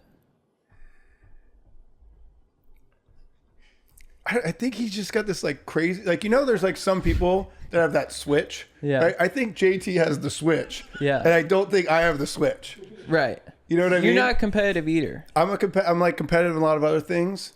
Less and less as I get older, to be honest. Mm-hmm. But I don't know. I saw that look in JT's eyes after he had the 3 burger patties at Hugo's, You're a little frightened. and I was like, dude, this guy's a psychopath. I did an eating contest one time at a party. already been in an eating It came out of contest. nowhere. And done the this guy before. I was competing against was like, I'm kind of bragging, but the guy I was competing against was like 300 pounds. And we're just eating as much spaghetti as we could. We ended up tying. And afterwards I threw up for like an hour. But I was like, he said, dude, I looked at you and I saw you were willing to die. I don't think I'm willing to die for an ego boost, for a dopamine boost. Yeah, man. All right. So what do we do? let me think about it. All right. I think we got to come up with some sort of measures or whatever, or like What if we have a paramedic format. on site? I'm fucking. What if we have Shervine there? He would not like this. Well, I mean, going back to, yeah. Well, this is tough because I'd honestly, like to see the meet off. I know you. I think Chad has a psycho in him. I do. It's, he's the youngest, so sometimes he doesn't like lead with it verbally. But I have been in situations with Chad where I know he won't quit. I know he will. See, I have that when I'm like surfing, right? Or if I'm like, like I'm putting together a TV project and I'm like, we got to do whatever. Like I have like that for like certain things for sure. Like when the waves are good, I'll surf all day. Like I don't give a fuck until I think follow. there's power in that. But I don't know, dude. I had gut issues, bro. How can you have the healthiest gut in the Like I got history of sick from the human- ocean. But it's poo That's water. why I'm so like I'm so strict about what I put in and out of my body. What are you going to do when so I've talked to some people in like water filtration who work for cities, and they're saying like we're already at a point now where we're using gray water, where we're recycling like water that's been used for showers or poo, and we're putting it back into circulation. In some places they don't do it for drinking, but we're going to get to a place where we just don't have enough water to keep resourcing the world. Are you going to be okay when we're in full poo water I don't think it's going to happen. reality? I don't think it's going to happen. But I also I don't let tap water touch me. Like I drink spring water. I have a shower filter. I do all Soft these, water. The only bad water that touches me is when I fucking surf out Porto with this guy. Do you surf after it rains? Less and less, but sometimes I will. Yeah, 100%. It's crazy how you can see the discoloration in the water. Well, before we talk about this a lot. 5-6 years ago, the water would get discolored. It wouldn't smell. It smells Now it smells. Doho's been like that. Mm-hmm. And that's just sucks because Doho's a really nice wave if you're like my level. This is kind of a change though, because you used to go day after and you're like, no, it's good for you. I wouldn't give a fuck. Strengthens the immune system. Oh, I wouldn't give a fuck. Now I'm like, again, I do this silver up my nose and my ears, and I take like all these supplements and stuff because like I got really sick and I'm like, that sickness was like the worst thing ever. They couldn't figure out what was wrong with me. I had to cut raw milk. Couldn't have raw milk. That's a boner jam. Dude. Couldn't have raw milk. But. Well, I think... So, Grandma Dominator, do you think he should still let his girlfriend penetrate his beehole? If he likes it, yes. What makes you come? What makes me come? What makes me come? I've never been asked that question on a podcast. No, I'm kidding. I feel like I'm at a point in my life now where I just want someone who like thinks and is like, I'm all about like sort of the masculine and feminine, right? So I like a very feminine woman who's in touch with her femininity, right? And who likes a masculine dude. You know what I mean? Because I feel like that was demonized for a while, like masculinity or whatever. Yeah, you kind of had to tamp it down with these LA girls. But like, I don't know. I feel like that was sort of just, I feel like if you're true, I think what makes me come is authenticity, right? And I think that's hard to find in Los Angeles right now. But there's, again, like that's what I'm attracted to. Can I set a scene up for you? See if this would make you come. Go. Okay, so a full moon. Oh. You're in your truck bed. Ooh. You just had ground beef with liver in it and avocado. Not a tomahawk? Okay, let's go tomahawk. Okay. With some liver. Okay. Avocado and a beautiful organic steak sauce with no preservatives. None. Just all good stuff. Yeah. Keep going. Full moon, doggy style in your truck bed. Love it. Yes. Did you almost just come? No, not two guys in the room, but you know, I appreciate the imagery. I'm a big full moon guy. Yeah. I love a good full moon rise. Do you do cum retention? Do you withhold masturbation? Yeah, I don't masturbate that much anymore. That's awesome. For sure. But I think that's like an older, like, I mean, I see these, I think that's like an older person thing. You know what I mean? But I thought it was kind of crazy at first, but I mean, and look, I think personally, I just think porn is kind of the devil. I think that's really what it comes down to. So, and I think there's like, it's just like, you can get it everywhere. You know what I mean? And I've gone deep on like the dopamine science behind porn. Yeah. Patrick Carnes. And it's why it reprograms your whole brain. You know what I mean? And it's funny. Sometimes on my Instagram, like It's shit, tough. like I get all these like AI, like sort of like boobs and everything like that. Yeah. And I'm just like, it kind of, I mean, you know how we feel. Like if you're on your phone too much, you get zapped. Well, it's tough. It's like if you're trying to not, I'm trying to not watch it or look at it as much anymore. But you'll be on like Twitter, and you'll just be posting, and it's just ass. Yeah, I have the same issue where I'm off the porn, but I'm on my social media, and then like my For You, like if I just look at one photo, it'll just be like, give them all of it. And then I'm just like, dude, this is crazy. Yeah. I'm just seeing like a bevy of boobs from like all over the world. Yeah. And it kind of is a bummer. Yeah. Well, also too, it's like before you just sort of knew the person in your town, like, oh, that was the hot girl from San Clemente or San Juan Capistrano or whatever. Like, oh, she was a hot, and now every hot girl in their own town is competing with each other. It's and then there's a lot more hot dudes I'm seeing too. So 100%. I'm like, a lot man, more wellness bros. that hot girl's gonna be with that hot dude. You can Yeah. feel like you're out of the game. You don't even want to be in the game, Yeah. but you still feel out of it.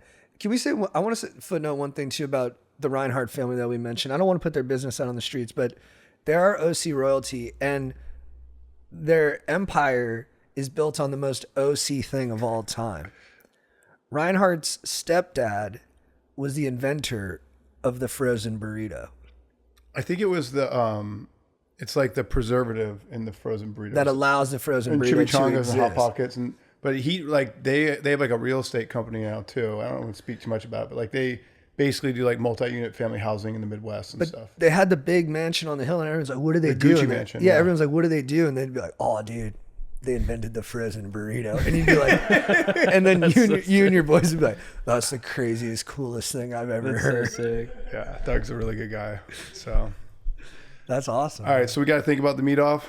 Yeah, but maybe we do a call before you depart. I'm calling in from Auckland, New Zealand. Wow. Whoa. But I'm originally from Hawaii.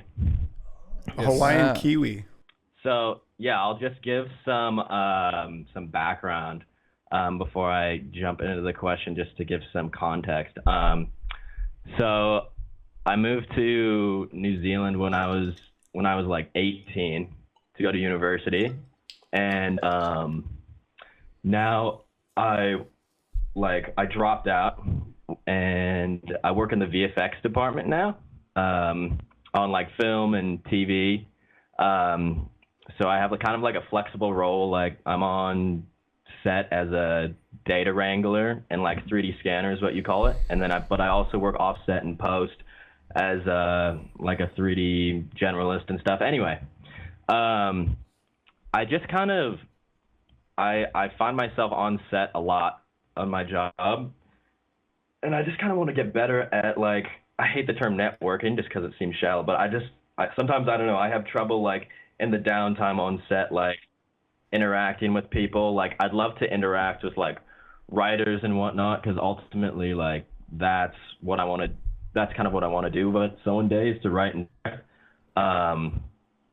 so I don't know. I guess I'd like some advice on, like, in that downtime, how to network, or how to or like even how to pitch a show eventually, I guess, if you guys want to touch on that too. I think, look, you can't change your stripes. There's some people who are just born to be networkers. It's just who they are. They love to chat. And sometimes those guys can get ahead of themselves and they can burn bridges because it's clear that they want it too bad. So you want to make sure that you're always being empathetic to where someone else is at in that moment, especially if they have something to offer. For me, it was always tough. I think the thing I tried to do was just be consistent and be good at my job. And then even if it went outside the realm of what my job was, like I remember I got like acid for one of our lead producers. Nice.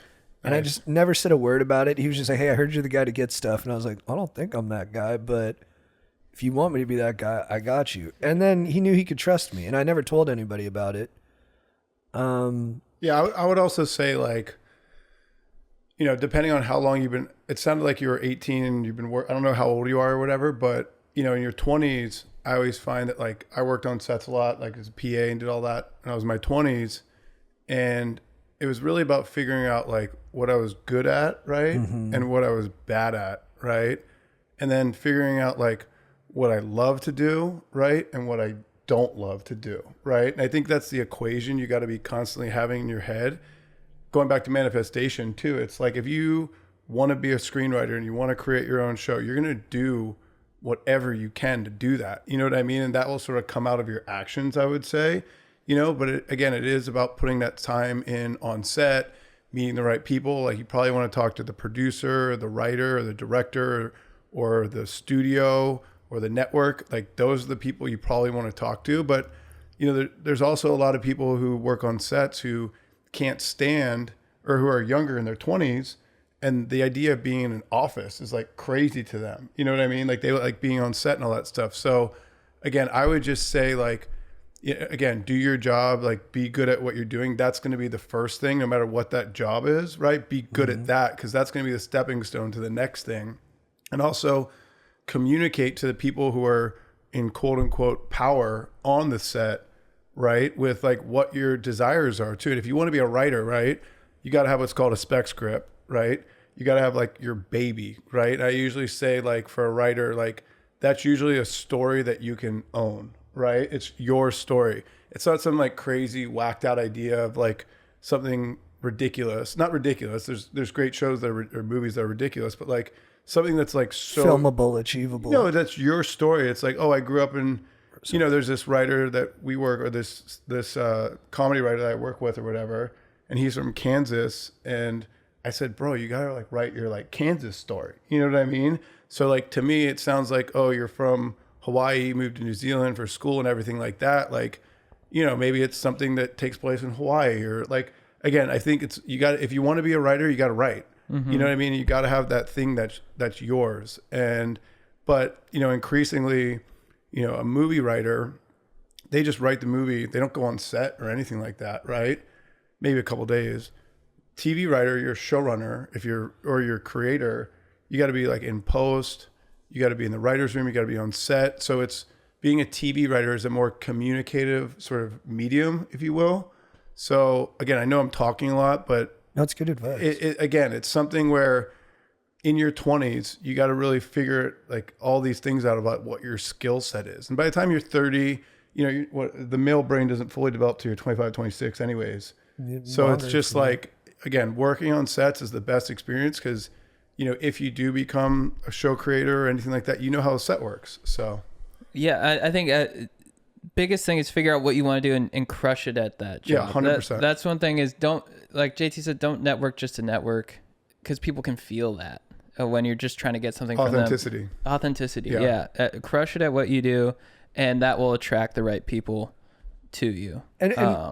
And be okay with what your responsibilities are now and show people that you can put your whole heart into that too, even if it's not the number one thing. I think people respect someone who, like, I had to get lunch for like,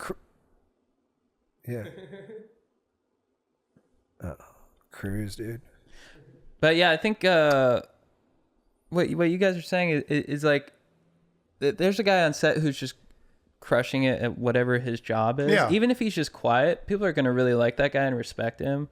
And he's going to become magnetic in that way. It's all energy. Yeah. It's all energy. And the older you get, the less energy you typically have. Yeah. So you have to really, like I said before, what are you good at? What do you love to do? Because at the end of the day, you're only going to have so much energy to give out to the world. If you're not doing something you love, but when you're younger, you have to take those chances because you don't know, by the way. Yeah. So, yeah. And then Obama had a good explanation where he was like, people are really smart about telling you why they couldn't get something done. And they'll have really smart explanations for why it wasn't possible. But the people you want around are the people who just get it done. Mm-hmm. So even if a boss gives you a gig and you're like, that seems tough to do. And then your instinct is to be like, well, I don't know if that'll work because of this, or it might not work because of that. Block all that instinct and just go off and try to get the thing done. Put everything you can into getting it done. And you'll realize like the rationalization isn't helping you. So just be be an effective remedier of problems. And then in the chat, Chode Rigatoni says become a finger guns guy. I think that's huge. Shout out. Double guns though. Yeah, double guns. Double guns. Finger guns guy. Like someone asked you to do finger something. guns. I got Yeah, that. yeah. Double gun. Oh Dude, yeah. dude, I love those guys. I always try to be in college and stuff. I was always finger gun guy, and I think Chode Rigatoni's hit the nail on the head. And when you do party with them and people start to get weird, Yeah, I think finger guns and shakas could be a good combo. Yeah. But not too many shakas. No. I kind of overdid the shaka for a minute, and I got some blowback. Right. Like, oh, you're only shaka guy, Right. and like maybe a little thumbs up now. Maybe shaka when you leave. Well, if it's like if it's like there's like flex, there's like shaka, there's like thumbs up, there's guns. there's the bump when it's huge. Yeah, bump. Squid. You just gotta diversify your sort of Would you squid a signage boss? portfolio. Hunto P. I squidded you. Really? Give me a pound. Squid.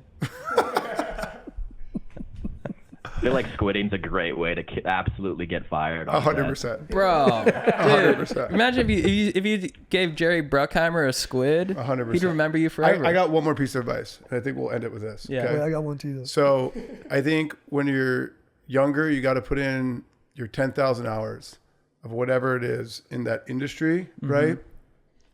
And I also think you need to do that to earn your right to be yourself. And I think God gave you 2 ears and 1 mouth to listen twice as much as you talk. So I think listening and talking when appropriately, because everyone is, the more powerful you are, the busier you are. You know what I mean? You just don't have time to do all that. So I think it's all about like listening. And then when the opportunity presents itself and you've done all that listening, you've learned a lot, you put in your 10,000 hours, then you can be yourself. And that's where you usually find success. So Beautiful. And I was a personality hire, so people like to party with me. And when you're partying with people and they get weird, you want to not judge them for their weirdness, but gently guide them towards ethical weirdness. And that can be hard when people are partying really hard. But like, let's say there's like a dude on you and he's like attracted to you. And it's not even really just you. He's just trying to get that energy out. Like if he goes for it, like you don't have to have sex with him, but you should just cuddle him for a second. Be like, hey, I totally understand where you're coming from. I have those impulses and I accept you completely. And let's just laugh together as humans that yearn. And then they'll be like, oh, dude, that he didn't give me all of it, but like he gets me and I can ride with that guy for another night. And I think that's really served me well. Sick, dude. I think that's solid advice. Did you as well. ever have you ever been put in a compromising position? I have, but I tell people that and they don't take me seriously, but it's okay. Because you're so big, they're just I've had a couple of situations happen and whatever, and like I tell people, they're like, oh, you don't, that's bro, it's the plight of the big handsome dog. People, I swear to God, man, I get it. Like, because I've been around, I've seen it. It's like people are like, no, your problems aren't real. I'm like, it's real to that dude. Like, y'all need to have some empathy. my biggest problem is like hitting my head on doors and like chandeliers and stuff. And that's a real issue. And I already have CTE from surfing or whatever.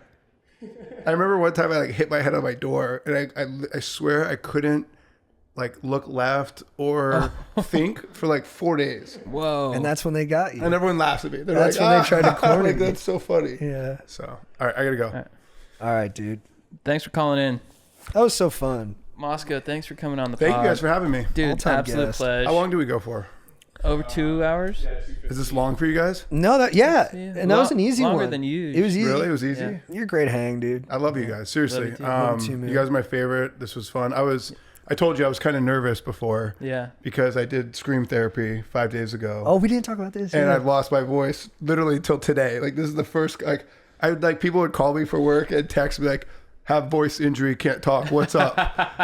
But I did this Instagram video and people like to play the tall person. Like everyone was loved that I had no voice because I did primal therapy, which is where you scream into a pillow 3 times right when you wake up as loud as you can. And I went too hard and I lost my voice. But my mom said I have childbirth trauma and it was all coming out, and I had to lose my voice. Well, yeah, because your mom, you said you weighed 12 pounds or whatever. That's yeah. a lot for her to So, pop out. Yeah, but I'm here, so thank you guys so much. I love you guys so much. Love you too, Love you. man. Thanks for coming up. Thank you guys. If you need advice, these guys are real.